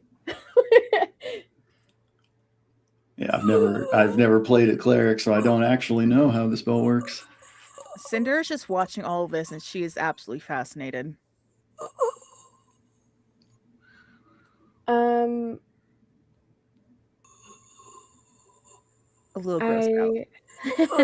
It's giving me like I have a chill on my spine right now because it just sounds so creepy. It doesn't specifically state. I've played clerics multiple times, and I've always had to be the middleman. So I guess it's really up to Jubs. Anybody can ask. Anybody? Okay. All right. So as he takes his unearthly breath, I'm gonna draw the rapier again, kind of get down, kneeling in front of him with it like kind of pointed right in that little dip in between your clavicles. And I'm gonna look at him, kind of glance back at Violet and whomsoever else happens to be, in that eye range. And all right, so I can fire. God damn it! I'm gonna if I cover Jubs' face, I think I'll be able to get through this. You fucker. All right, I can do this. You got this. So staring into his very serious undead eyes at this point. Why are you guys following us? Why are you watching us? You just asked 2 questions. Fuck you. Okay, I guess I should have warned you ahead of time. They don't have to answer truthfully or answer at all, really, if they knew you in life and they hated you. We were the one that killed him. Do you want me to ask questions? No. I didn't touch him at all. No. You son of a bitch, I was not asking him. hold on a moment here, and let me see if I can't figure something out. And I'm going to walk out of the dwarf's eyesight and cast disguise self, and I'm going to turn myself into a very, very attractive young dwarven lady. Actually, I'm really tall because I can only shrink myself by a foot, so I'm almost 5 feet tall. So I am like an Amazonian dwarven woman. You just have to like cut yourself off from his like line of sight, so it's just Exactly. like your face. I could just cast reduce on you. I come back around and looking at him. Why was your group chasing these group of people? We were commanded to. Who commanded you to do that? Braska. All right. Well, that was my 5th question. Or the 5th question. I wasn't asking him though. I was asking you, Cyrus. It shouldn't count. It says specifically. No.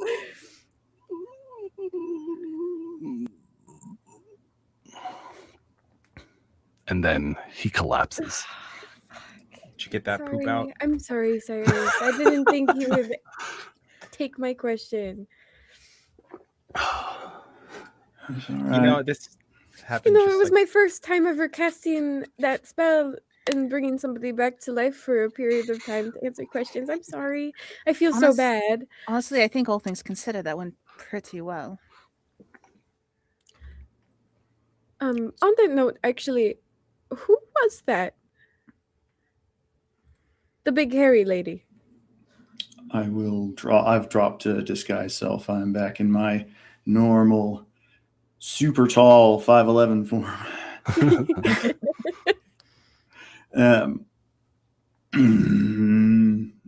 Old colleague of mine, I suppose. Not exactly one I was hoping to run into, that's to be sure. But yeah, I ran with her and some other folks. I don't know if I ever told y'all, and I don't necessarily think we have the time for the whole thing, but I had a little something here, once upon a time, and she was part of that something. And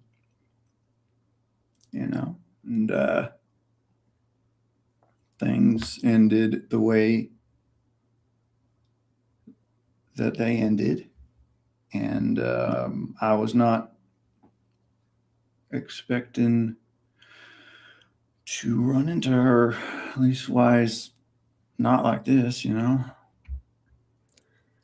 Okay. All right. I'm not gonna sit here and interrogate you.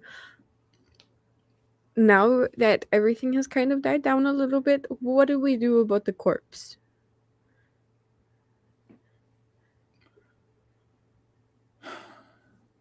I want to look around. Is obviously the folks that we had been dealing with have scattered. Are there any passerbys that have either come back into the area or someone, looky-loo or anything like that? Not at the moment. I mean, you're still on the ramp, near the bottom of the ramp, I believe. Yes, I think so. Somewhere right around there, Just about in the middle, yeah. Yeah, because he was like in the middle, so probably close by there. Yeah, kind of. And I'm just looking around to see what's up. Not on the shallows side of thing. Okay. There is a pen of like barnyard animals slightly to the north in the shallows. And you kind of hear some of the cows chewing on grass, a few pigs. Oh boy. yeah. I live in a hick town, so I know what pigs do. Oh no. Um, No. I am gonna look over at the Ashen One, especially with me only having one hand. So I'm gonna look over at Ash and come on, we're gonna handle this. Help me hoist this guy up. We're gonna take care of things. Cinder's just oh, sorry. Ash is gonna comply right away, then trust in Cyrus and just kind of scoop him up. Cinder's going to look between the corpse and Cyrus, like where you were looking, to the pigs, back to Cyrus, back to the corpse, kind of doing this whole spectrum as she's trying to do the math here before it clicks.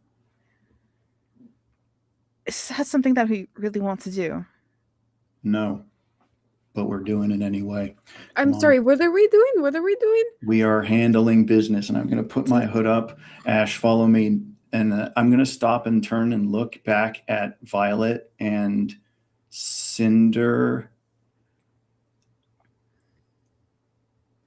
If you would, I'd ask y'all to stay here for a couple moments. Would you do this for me?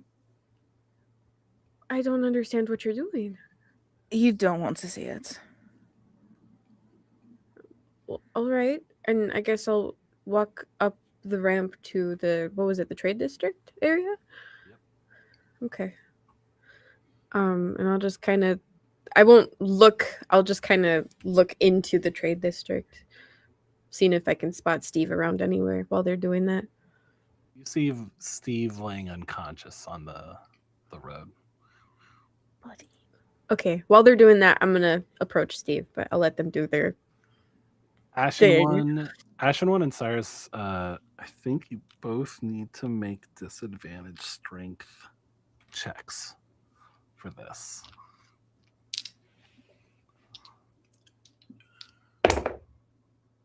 Bless still up at this point? Yeah, I would say probably for just a little bit longer. Okay, because I believe it's 10 minutes. Yeah, you can add your bless. Oh no, it's 1 minute. That's still just the tail end, we'll say. This is our last blessed gasp. Yeah. I can't believe I'm helping with this. 11 from me. Just a straight strength, right? Yep. Yeah, 11. I got 12.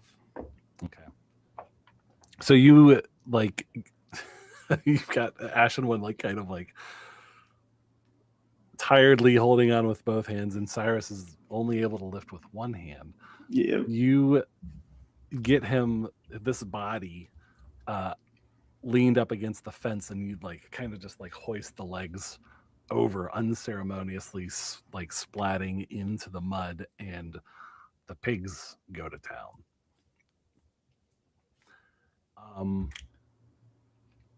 Are you going? Sorry, go ahead.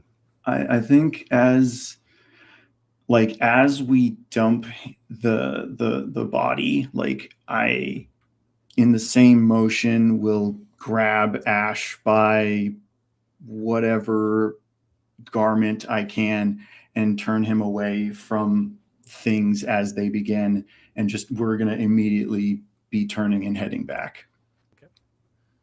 So if you're joining up back up with Violet and Cinder, are you also on the ramp still?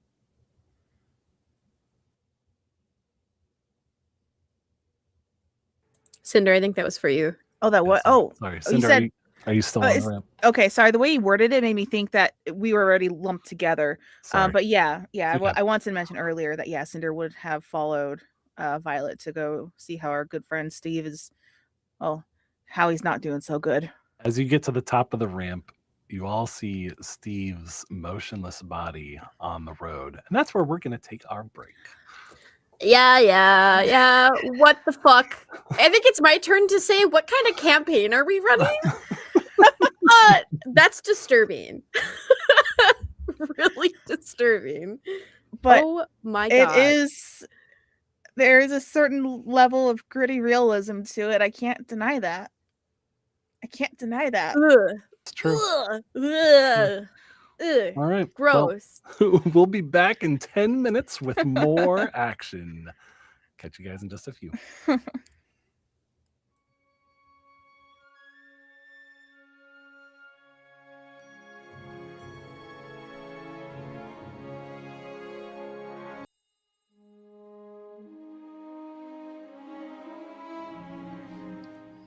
right, we are back, and we are kind of just getting resituated after our little break here. And I guess we'll just rejoin right where we left off. You're at the top of the ramp. You're looking at the trade district, but one thing seems to be a little bit out of place, and that's the unmoving body of Skeven Steve. Yes. I did have a brief moment of time while they were hucking bodies, chucking bodies. I meant to say not hucking.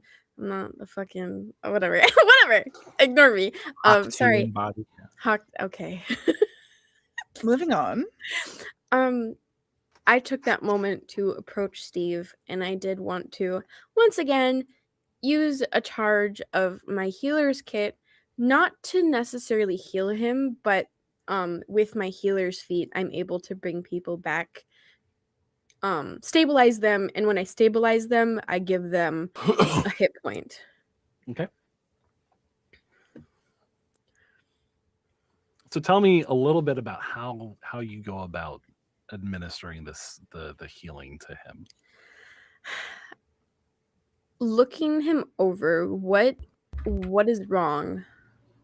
There is blood coming off of his right arm, which seems to be dislocated. Multiple contusions, including a black eye, blood coming from the black eye. It looks like there's at least 1 or 2 stab wounds somewhere on his torso. Okay. And Cinder did follow me? Yeah. Okay. Not Cinder. I'm not Cinder. Violet is going to look to Cinder. Do you mind holding him still for just a second? Yes. And she'll prop him up a little bit just so you have easier access to do what you need to do. Okay. Violet has dealt with a dislocated shoulder only once before, so I'm just gonna go ahead and pop that back in. Give him a little, and then once that's done, because I know that's probably like the most painful thing, I'm going to patch some stab wounds, which makes what I just said sound dumb, but I'm gonna kind of cover his bleeding holes in his body. As you pop his shoulder back in, he comes to, and you're administering your first aid. Mm-hmm. He kind of comes to, and he looks at the two of you, and he says, hey there. hey there, ladies. This is what a guy's got to do to get some attention. Perhaps you shouldn't move, she says, kind of supporting him. Hello, Steve, was it? Yeah, that's me. Yeah, we met you on the elevator. That's right. That's right. Yeah, you guys and your pretty boyfriend, right? Ash? You do need to be a bit more specific. The one who sniffed me. Yeah, that would be the Ashen one. That was Ash, yes. And you got the funny looking one too. Is he around? Who? The one with the weird eyes. He's got the weird eyes. He's the tricksy one. The tricksy one. Cyrus? Yeah, bring your buddy Cyrus over. I'm gonna look back. Are they now just like cresting that ramp? That's probably pretty fair. We were not lingering down there, so yeah. I look back to Steve. He's coming right now. Are you all right? Do you need anything else? As you stabilize him, he says, let me get up on my feet. Yeah. I'll help him up. He gets up to his feet, and he looks at you, Cyrus, and he says, buddy, you got some pretty nasty friends. So above the table, with that natural one, I didn't actually know Steve was here. Because I dropped darkness on Braska so quick. This is news to me. So I'm coming up and I'm seeing him, and I can obviously figure out, okay, I can put two and two together, but I'm still quite clearly taken aback. There's probably a little bit of a hitch in my step as he's talking to me. But Steve, Steven, what the fuck are you doing here, man? I was working on getting those wanted posters taken care of for you. Huh. Didn't go quite as planned. Yeah, I can see that, man. Apparently, your name's not Cyrus, is it?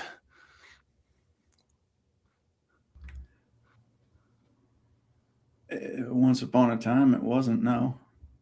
Well, whatever your name is, holy shit, you got poor taste in friends. Oh, that Braska's one piece of work.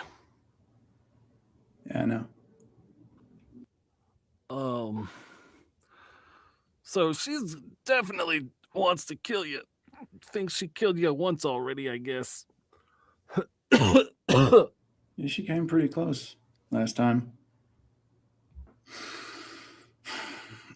What else you got for me, Steven? All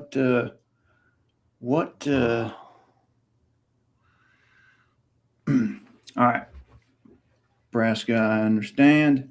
I know her methods. Clearly, they haven't evolved since the last time I saw her.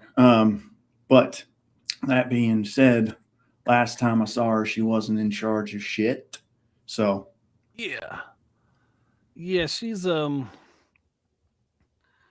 somebody I don't usually do business with. I like to steer very clear of her. Oh boy. And he like reaches up to his mouth and he pulls a tooth out of the side of his mouth, and he's like, well, I guess I'm gonna be eating soup for a little bit. Oh, Steve, you didn't need to do that. You just snapped it out. It was hanging out there already. I'm pretty sure. I could have fixed that for you if you just gave me a chance. Oh, I mean, if you want to help me out, ma'am, I would appreciate it if there's anything that you could do for me. Okay, I feel so bad. I'm gonna go ahead and cast a Cure Wounds on him. My poor Stevie. Let's see, 1d8 plus. He's actually got a rare genetic arcana allergy. He just starts vomiting. Oh my god! Why did my dice hate Steve? I rolled 1 plus 5. So okay. what the fuck? 1 plus 5, 6 plus the spell's level, which is 1 plus 2, 9 points of healing. That is awful. That is terrible. I'm so sorry, Steve. Oh, that feels better. I definitely doesn't feel like I just got stabbed and beaten to crap so much anymore. So yeah, Braska, I think she wants to kill you, buddy. yeah, I suppose. Her and who else? Oh, well, she doesn't. She runs with some pretty nasty folks. To be honest with you, I don't really know if I know any of the higher ups that she's running with. I just know the mooks and the guys that are like the random hooligans or whatever, but they're like a dime a dozen, right? Yeah. You see any Yuan tea when you were among them folk? Yuan tea. Yeah. You mean them snake dudes? Mm. Yeah. Yeah, I'm thinking that there's a few of them that they run with every once in a while. You ever seen one of them? Big son bitch. Nah, they're mostly shifty guys. You know, they're like you. They got light fingers. Funny how that works. Okay. So you ain't see too much. You ain't heard too much more, huh? I mean, they Nebraska paid me a visit while I was gathering up all the wanted posters. Apparently, a few of them got out. Unfortunately, that was my bad, buddy. Hey, any word on that thing I had you go do with the guy at the place? I'm working on it, Stephen. That being said, I think you and I both know there's some more pressing matters at hand. Yeah, I suppose that's right. What's up with all these the sea creatures? What's up with that? We do not know. We are but humble visitors to this lovely city. I mean, they didn't start doing this until you guys got here. What's up I with could that? say the same for you, Steve. They didn't start doing it until you returned to the city. Oh, you're right about that, You ma'am. see how hypocritical that sounds, right?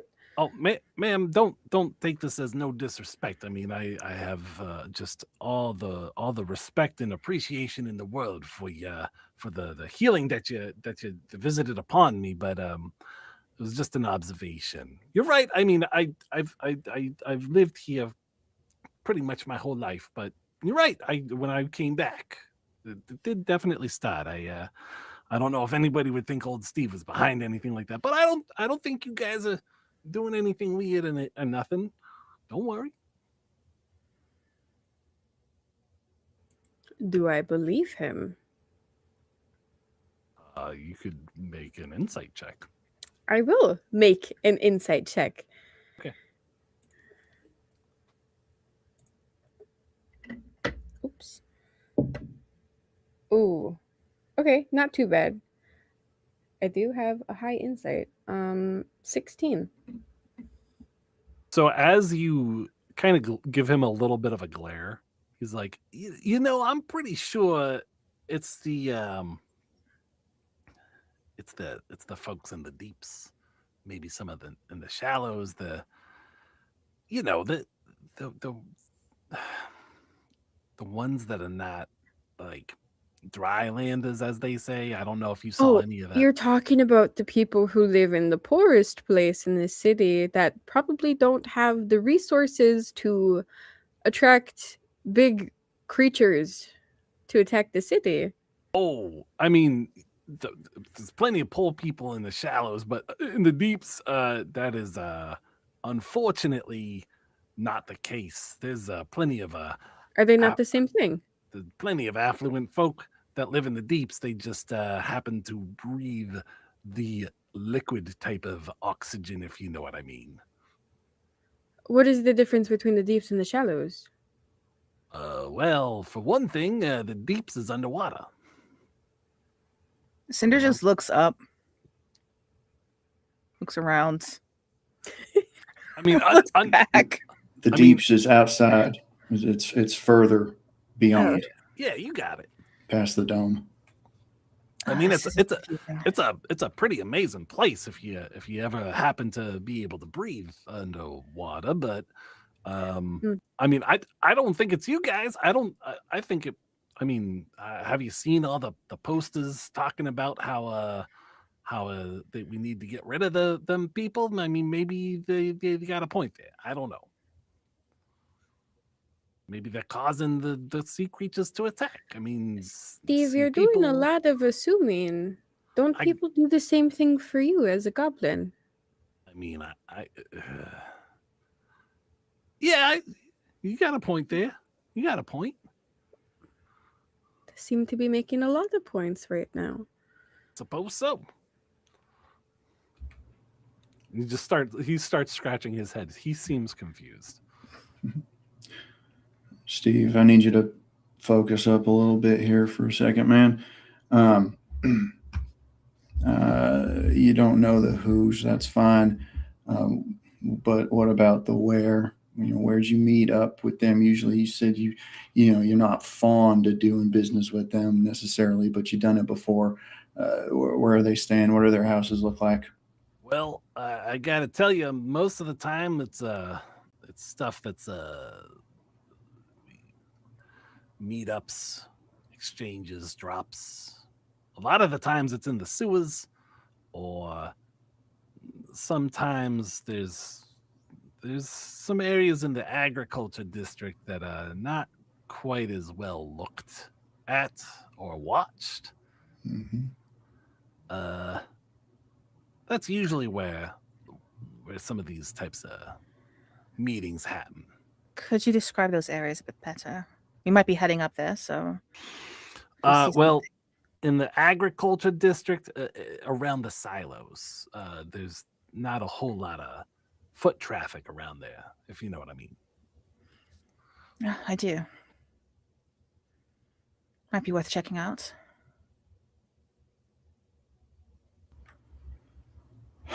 Yeah, might. All right. Stephen, I don't know how much more use you can be to us, at least not in the moment. That being said, I would caution you, keep your head down, and I know you didn't see or get to be around any of the higher ups of this, but what what do they call themselves? Well, that's the crazy thing. They don't call themselves nothing. They use hand signals. They write cryptic things in the dirt and then they erase it all of a sudden, and it seems like they know what's going on half the time. I can't make head nor tail of it. I forgot the question for you. Is that different than what the thievish types usually write in? Oh, I don't know too much about that stuff. I mean, I'm Would you more. recognize it if you saw it? Oh, geez, I might. Cinder's going to reach into her pouch, and she is going to grab that wad of parchments that has all of her scribblings from her translation activities. Unfold that and show it to him. Anything like this. And pardon the messiness, I'm a bit embarrassed. He kind of gently takes it in his hand and starts like rotating it. It's like, no, it ain't anything like this. What is this? A rather old language. We're still trying to get to the root cause of that. Nah, it ain't anything like that. No. All right, it was worth a try. Thank you, she says, and she takes it back and puts it back in her pouch. Hey, by the way, I didn't even mention I was a little bit almost dead there for a second. Congratulations on saving the squirrel hut, by the way. I heard about you guys. Cinder just does the 1,000-yard stare off into the distance. Look, Steve, it was really nice having a talk with you, but I think we're in a bit of a rush today to move forward with our day. Okay, I get it. Hey, buddy. And he leans over to Cyrus. He says, you got somewhere where I could like maybe meet up with you after I'm gonna lay low, like you said, but like maybe just to check in with you, where might I be able to find you guys at? Stephen, I will find you when I need you. So, how's about the two of us? We can rendezvous at the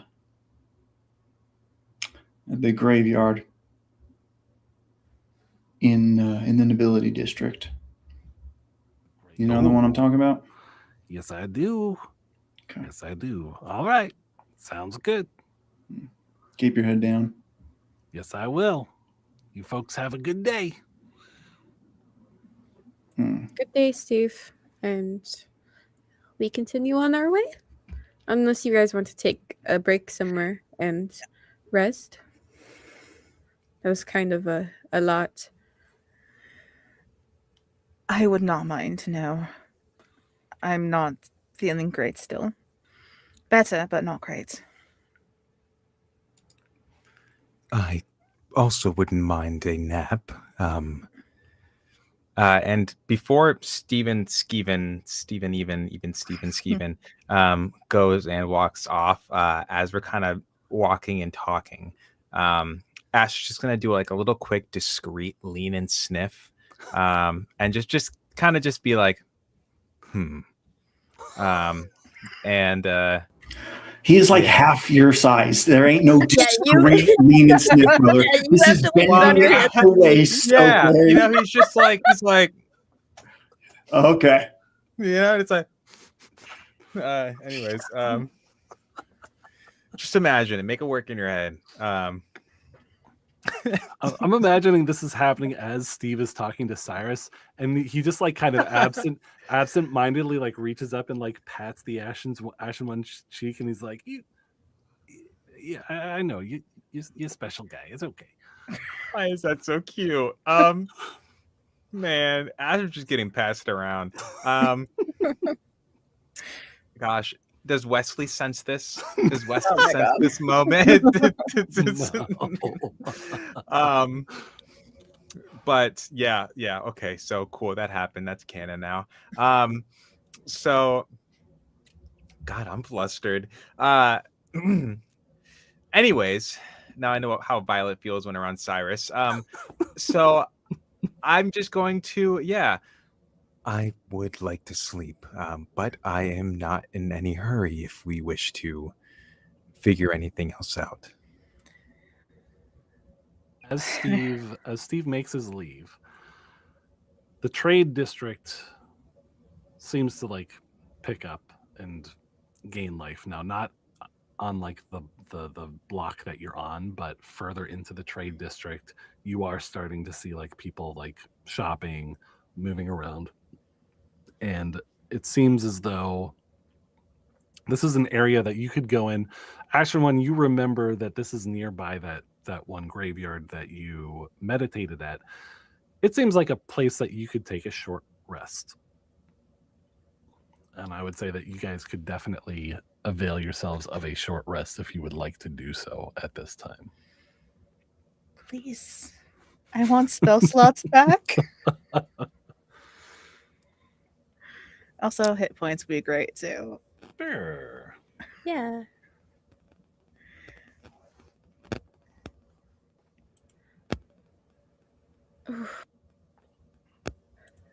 I would like to do something during our short rest.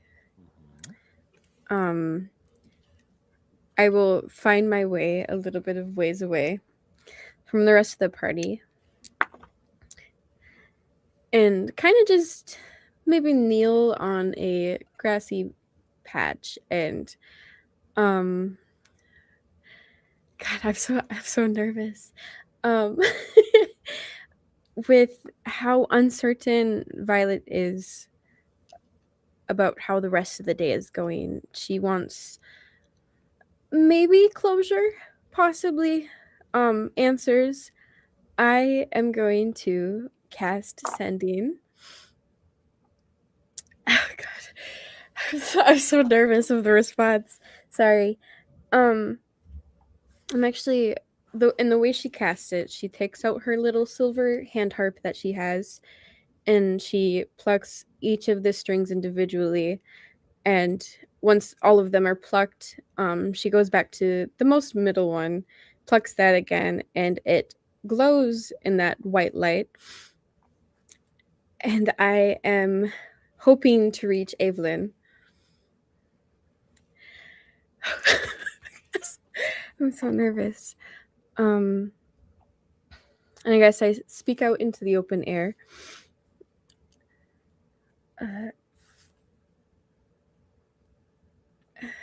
Go have the count. Oh my god. Evelyn, dearest, I'm in Seagate and found that Malian is here. Did he take Saren with him? I hope you and Papa are safe. I'm sorry.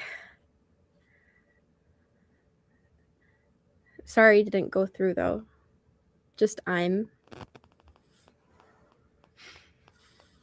You wait 5 seconds, 15 seconds,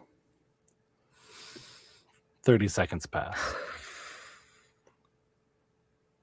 A minute passes. There's no response.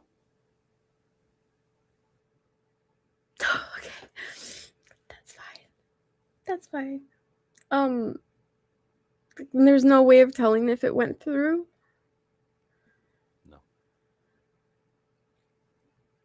Okay. Yeah, that's cool. That's cool. I'm just gonna roll my hit dice now, thanks. Mhm. I have something less traumatic I would like to do during the short rest, if I may. I want to go someplace and buy some fucking armor. There is an armor store. Great. I would What like armor to are go. you? What armor are you looking for? She is looking for some light armor with a little bit more reinforcements above the table of the studded variety. Okay. And also, like, do they sell like just bags there by any chance? Like leather bags. Absolutely. She would also like to peruse their bags and find like kind of like a medium-sized satchel. The closest armor store is probably going to be the one that is run by goblins that has like a bronze exterior with like there's like a top hat on top of the store. Rings a bell. Above table, of course. Is that close enough to where I can just quickly dip on over? Or am I like straight up splitting the party? No. You can go there and if you're looking to just buy a leather bag and some studded armor, studded leather. Per the player's handbook, it is 45 gold pieces. Do with that as you will.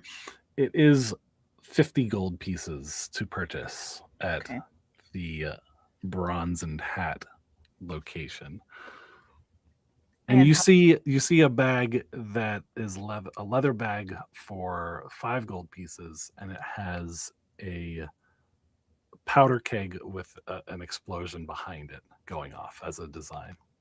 Oh, not quite the vibe she's going for. Is there something that's a little bit less flashy, as you might say?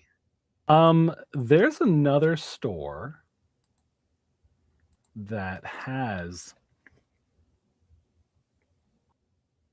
Why a powder keg? That is such an interesting design choice.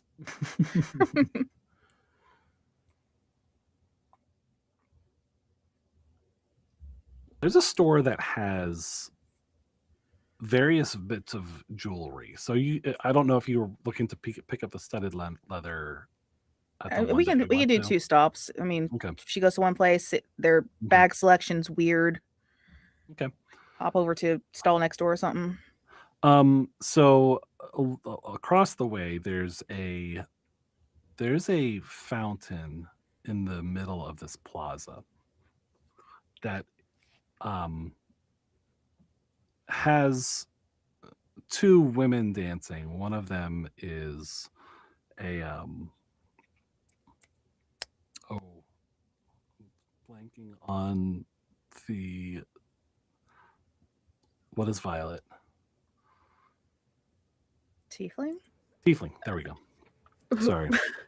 There we go. What One is, guy? one is a tiefling who looks quite a bit like Violet. And it's a fountain that has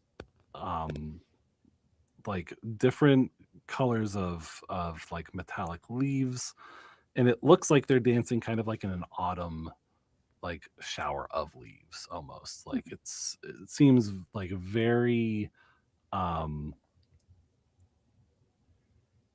just very abstract in some ways. And near that fountain there is a store that has jewelry. It has some bags, but interestingly there are large fresco like paintings, some murals, and you see a bag that has it's interesting because the bag matches one of the murals that has a relief of a mountain range across blue skies, and there's the mountaintops themselves have snow caps, and then there's like a layer under the snow caps that have like ash residue, like a blackened ash, and then it goes to like the green wooded alpine scene that you would normally see. It looks very beautiful, and it's being sold for 10 gold. Quick question. With the distinction of the ash that you've mentioned, is Cinder familiar with a mountain range that has those kind of characteristics?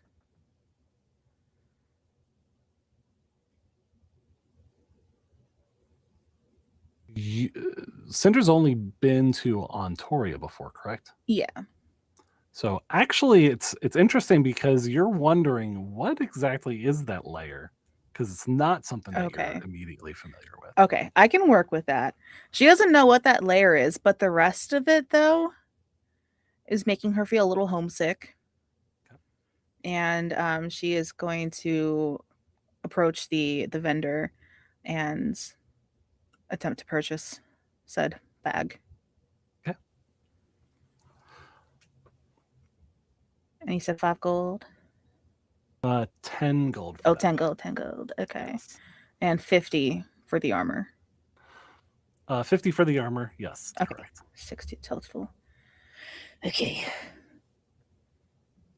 Thank you, Jubs. This concludes my shopping episode.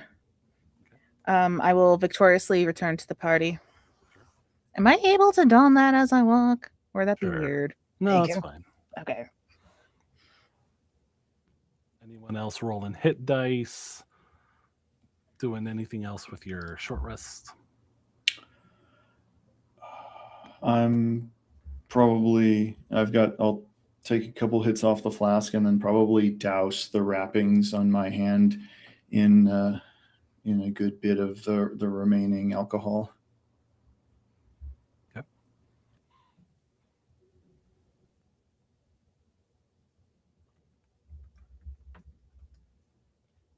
Nothing else that I would like to do, but I definitely, after that, Violet would have stayed in her kneeling position on the grass off to the side and probably very slowly played like a tune, just a little one. Nearby the graveyard of the Hedge Temple sits Ashen One. You remember it being a piece of a place of peace and serenity, kind of a natural wildness. And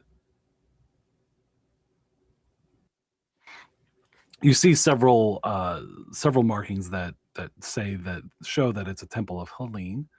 It's not said, it's not like written out anywhere, but you're familiar enough with the icons that it's a Hellenic temple.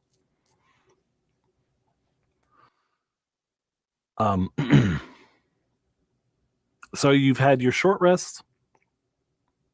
There are opportunities to shop in the trade district here, in the main thoroughfare, the main plaza area.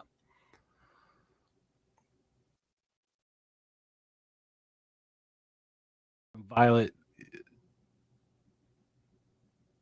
you hear people passing and talking, and it's like every pause in conversation, like you're hoping to hear something. You feel like maybe you could reach out and get a response from the message that you sent, but there's still just nothing. It's a silence that is kind of lingering.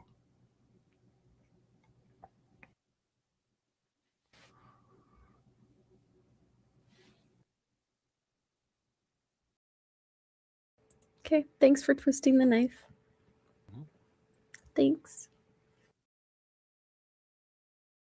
So from here, if you're still looking to travel, you're probably going to be going up into the administration district.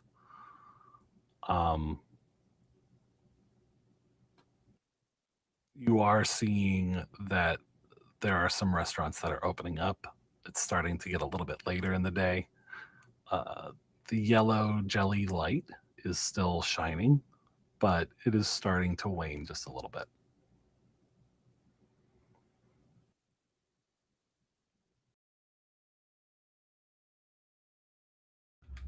So it's kind of like later afternoon then? Yes, correct. Okay. And then I think we're just are we above table? Are we just still heading to Samada Ranch? I believe so. Yeah. Pretty sure that was the plan. Still. Perfect. Yeah. So then we're just keeping on until we get there, I think. Yep. Through the administration district, it's really not a lot of commotion, especially like early evening. It seems like it is very much a early day type of neighborhood where you're walking by offices that have already closed for the day. And you walk under the arches of the Sea Glass City. And every so often, every block or two, you'll come across either an archway, a promenade, a bridge. And you can tell that there's evening festivities that are just getting started, where the wealthy of the city, the well-to-do, are definitely active and engaged in some sort of arts appreciation, dinners, parties, maybe some sort of like ballroom activities as well. You hear music coming down from above, but the darkened streets of the administration district are quite empty as you travel through. And then eventually you arrive in the agriculture district. And there are road signs that point out different ranches, but definitely the largest one and the most well noted is the Samada Ranch.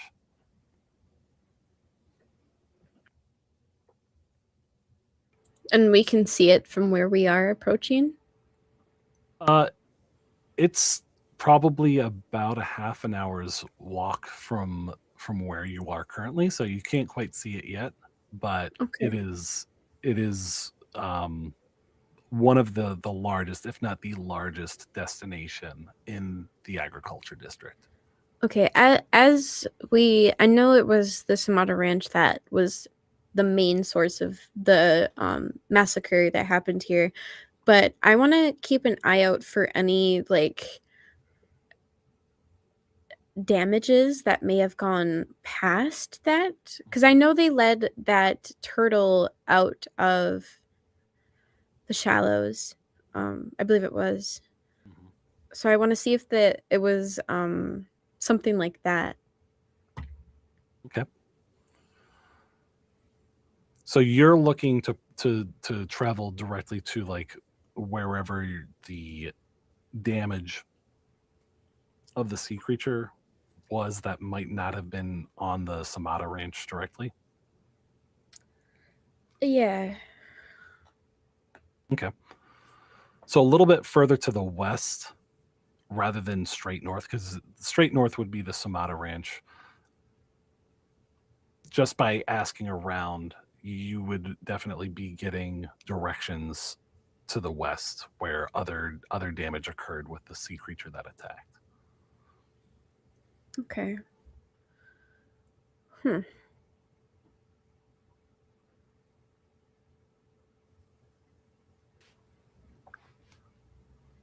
Okay.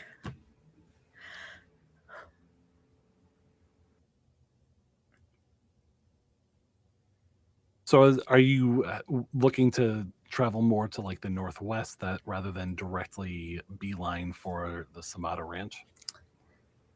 Sorry, I'm thinking. Probably not. Probably not. Um, I was just trying to see if there were any other places that were affected. Because what information we gathered, to my knowledge, the Samada Ranch was the main location that was, um, yeah, attacked. Okay, that's interesting then. It wasn't just in one single location.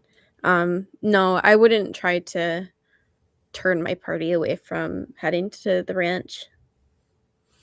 The impression you're getting is definitely that the sea creature attacked and then kind of went on a rampage through more of the district, whereas the sea turtle was able to be pretty well contained.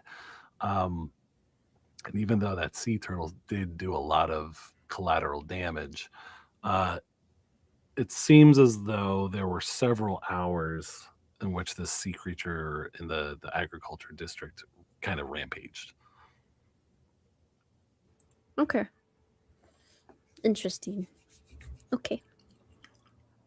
As we are approaching like the actual site of the devastation, and I mean this place is a catastrophe, right? I mean it is ground zero, right? Yeah, so as you're approaching, you start to see folk doing normal farm work. First off, there are farms for livestock, kind of the more normal fare, like the cows and the pigs that you saw earlier. Also, livestock, as in like tiny jellyfish that are being grown. Uh, but there's also crops that are being harvested. And then as you get past a lot of these farms, you see others that, in addition to the work that might be done, there's also like repair work, structures that have been damaged, fences, barn houses, cottages, um, just all sorts of things where people are cleaning up, they are repairing, they are putting things back the way that you imagine they might have once been. And that's kind of where where you start to travel further past those, and there is still just devastation of, it looks almost like an earthquake and a tornado and a hurricane hit all at once, with just debris everywhere. There are, one of the first structures you come upon in this zone is an emergency hospital tent that has been set up, where people are, it looks like people are recovering at this point, but they are being treated for injuries. And it seems as though it's like an aid station where folk are triaging and kind of doing the best that they can with the resources that they have. I'm kind of gonna just glance over at my folks, shake my head a little bit. Frankly, I don't know what kind of a difference we could have made here. I mean, fuck, Helen got bent pretty out of shape about us not doing anything about this. Is looked like something we could have handled. I don't know if we could have handled it or not, but having someone here to, I don't know, give these people more of a buffer could have changed a lot. Hire a town guard. This isn't our job. And again, even if it was, it wasn't exactly, we weren't at 100% when this thing was coming down as it was. No. I don't know. Seeing it, though, it's a little more jarring than I expected. I don't know. Could have done something. Yeah, probably could have died. Probably. I'm as we're having this conversation, I'm like scanning. I don't know what I'm looking for, but I'm looking for something that makes me think of Professor Ramel, as fucking nebulous as that is.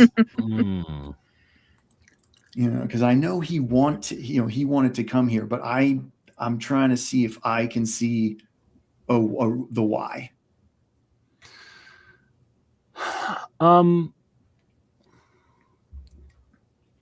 Talk about the things about Malgin that you remember that might trigger some sort of a memory of him.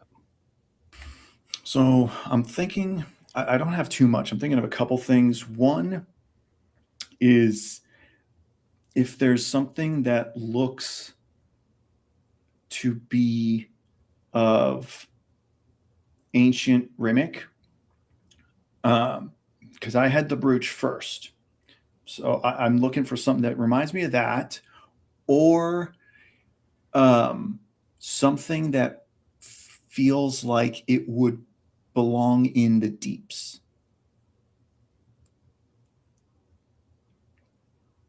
Okay.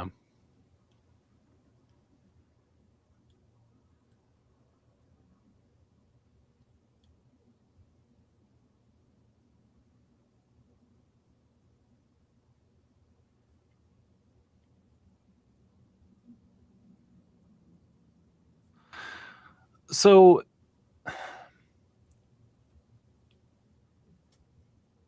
amongst like the wreckage, there are still some structures that are standing.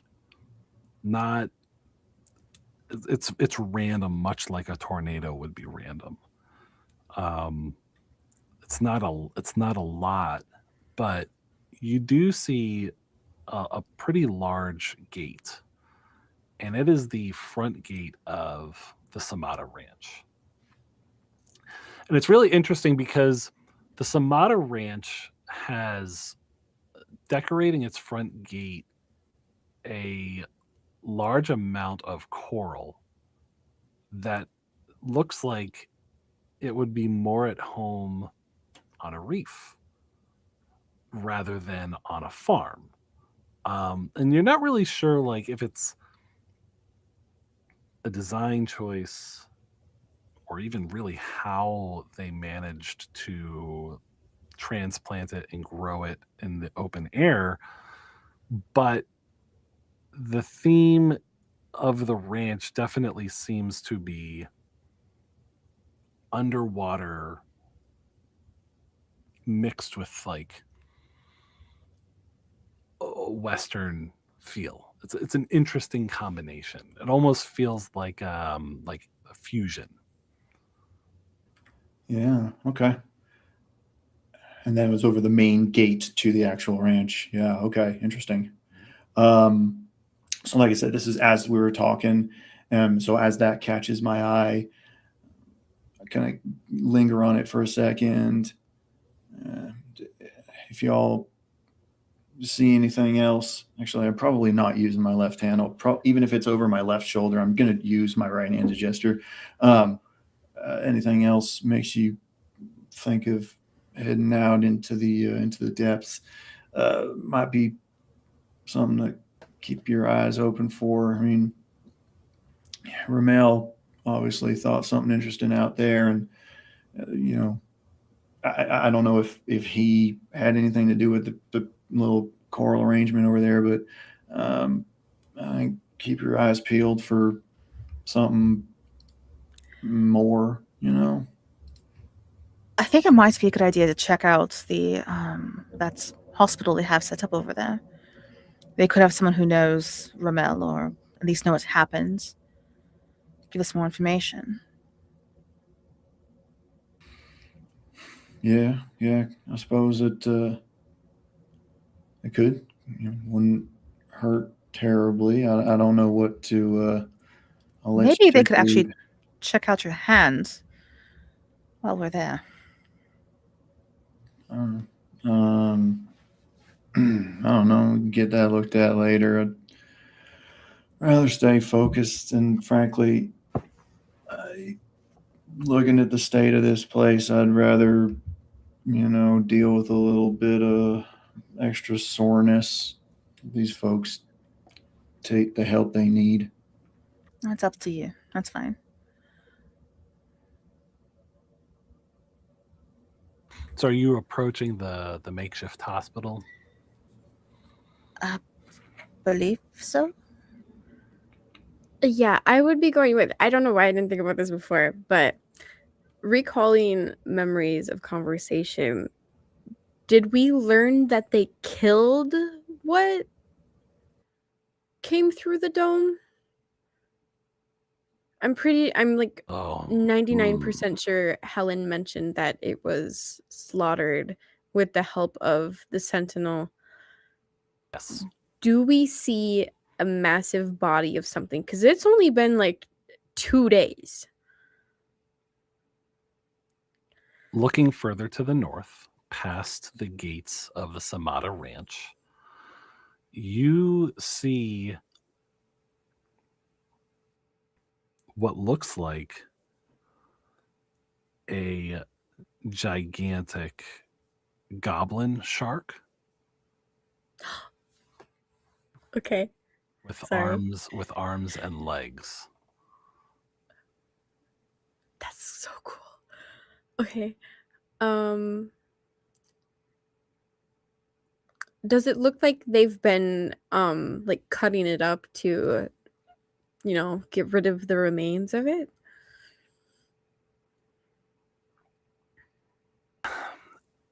It doesn't look cut up, but it does have open wounds that seem to be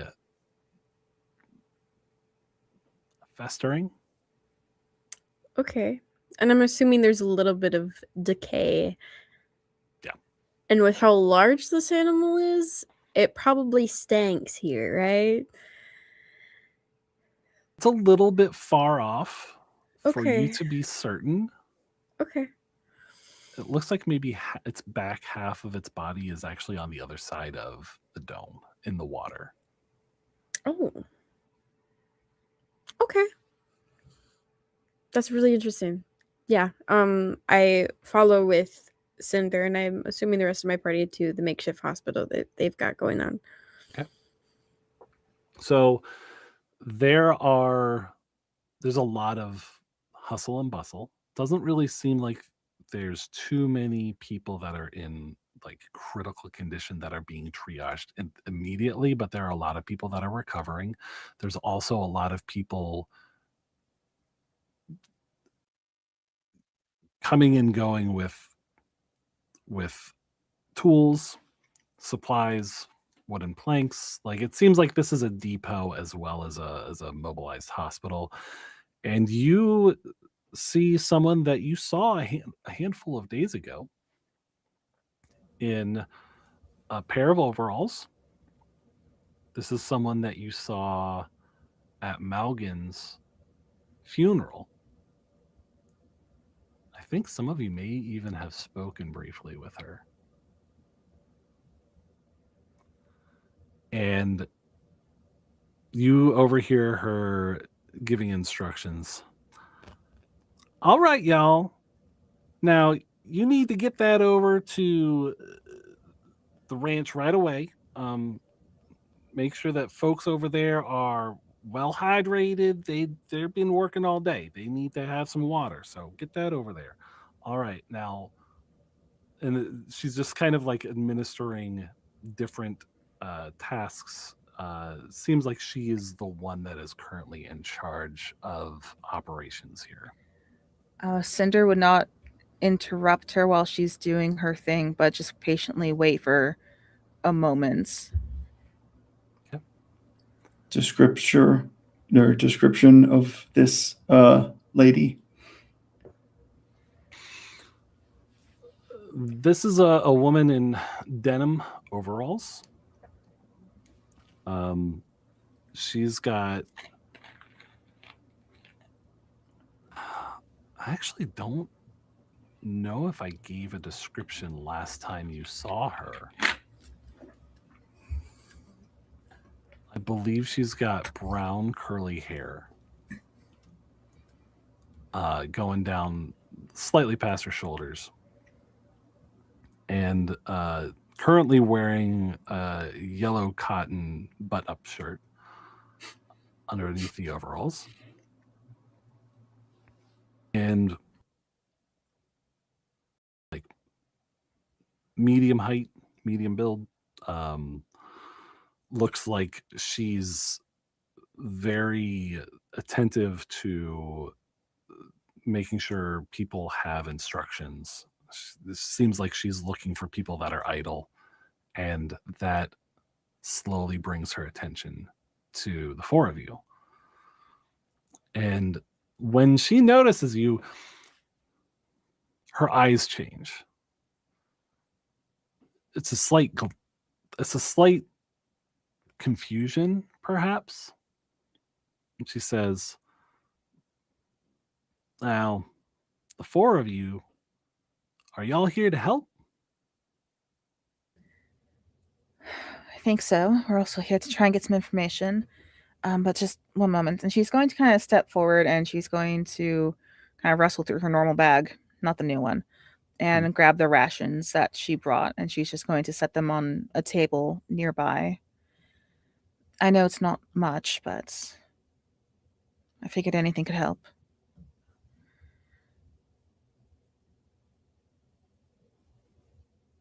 Well, if you've got anything to contribute, she points to a smaller tent to the west. She says, "You can drop off anything you got there.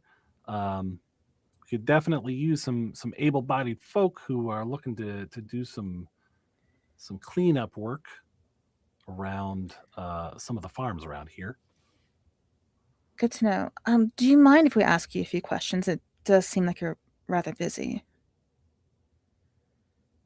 She holds up a finger, and she is giving some instructions to some other people. You do see that there is an intake for food and perishable items to the west. You look around, and there are, outside of the ranch, there are several farms kind of dotting the landscape that all seem to be in like relatively the same condition, where There's uprooted trees. There's things like hay bales, barrels, different types of plants just strewn about and covering fields. Bits of fencing strewn about as well. And you get the feeling that there are two operations going on here. Like the one operation, or the one expenditure of effort is this is a community that is in the midst of farming and conducting business and conducting what they think is like everyday life, and then the other one is like trying to recover from this, and the workload is split to the point where it's very difficult for them to make headway on the cleanup, because they are still like, you noticed on your way here, there's a lot of farms that are less impacted, but they are still kind of pushed to the hilt as far as the production that they're doing. And as you kind of drink all this in from what you're seeing, she comes out from under the tent and she says, "Oh, all right, y'all. What can I do for you?" I think we've met before. At least I saw you. You're at Mr. Ramel's funeral. Yeah, we definitely we were definitely there. I remember, I think pretty much all of you. So, we're trying to figure out what is going on with the city. As we understand it, giant sea creatures didn't fall out of the sky before, until just recently. Definitely have not happened here in the agriculture district, that's for dang sure. Did you have any idea what might be causing this? I may be the wrong person to talk to. I've been in this up to my neck since all this started. I haven't had a whole lot of fact finding time on my hands. So, we do know that Mr. Ramel at least asked someone in our party to go to this ranch before all of this happens.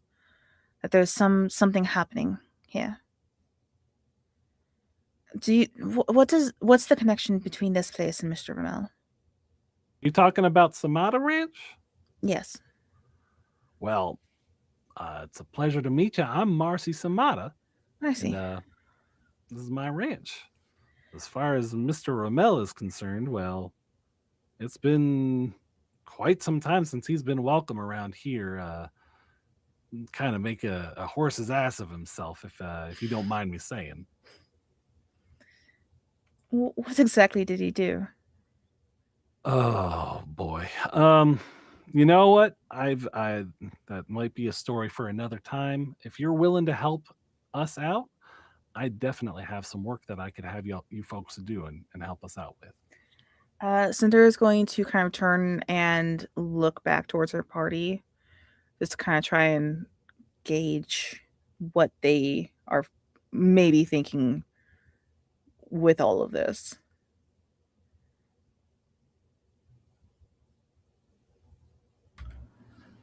Yeah, I mean, I'm happy to, lend a hand. I've only got one to lend, but I'm fine with that.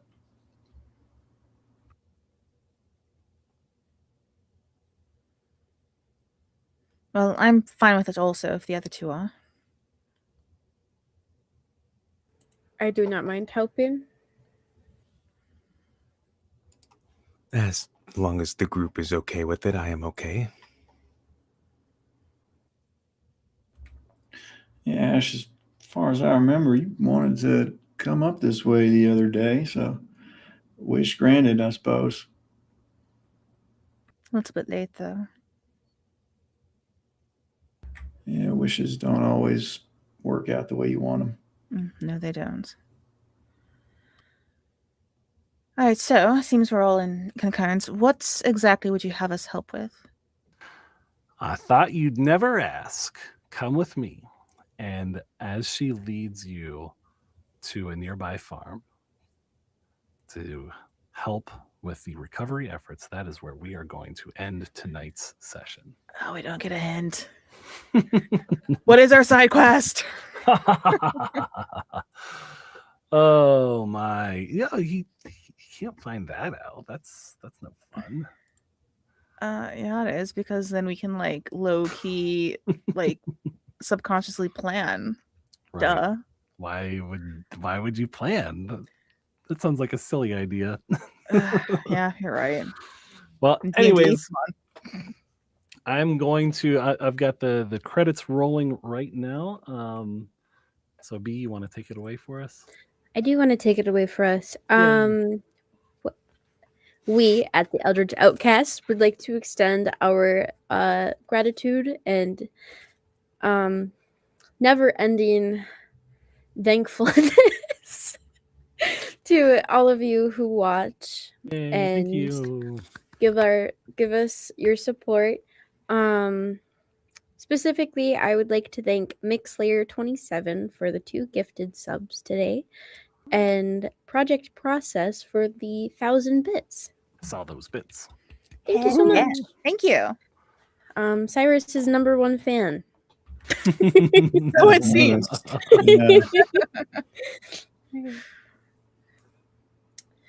Anyways, thank you so much, guys. And thank you to my fellow outcasts. You know how much I love you guys. Hmm. Okay. Yeah, that's it from me. Awesome. All right. Well, I guess it's gonna be a good night to everybody from the Eldritch Outcast. Thanks for hanging out with us, and see you all next week. See you guys. Bye, nerds.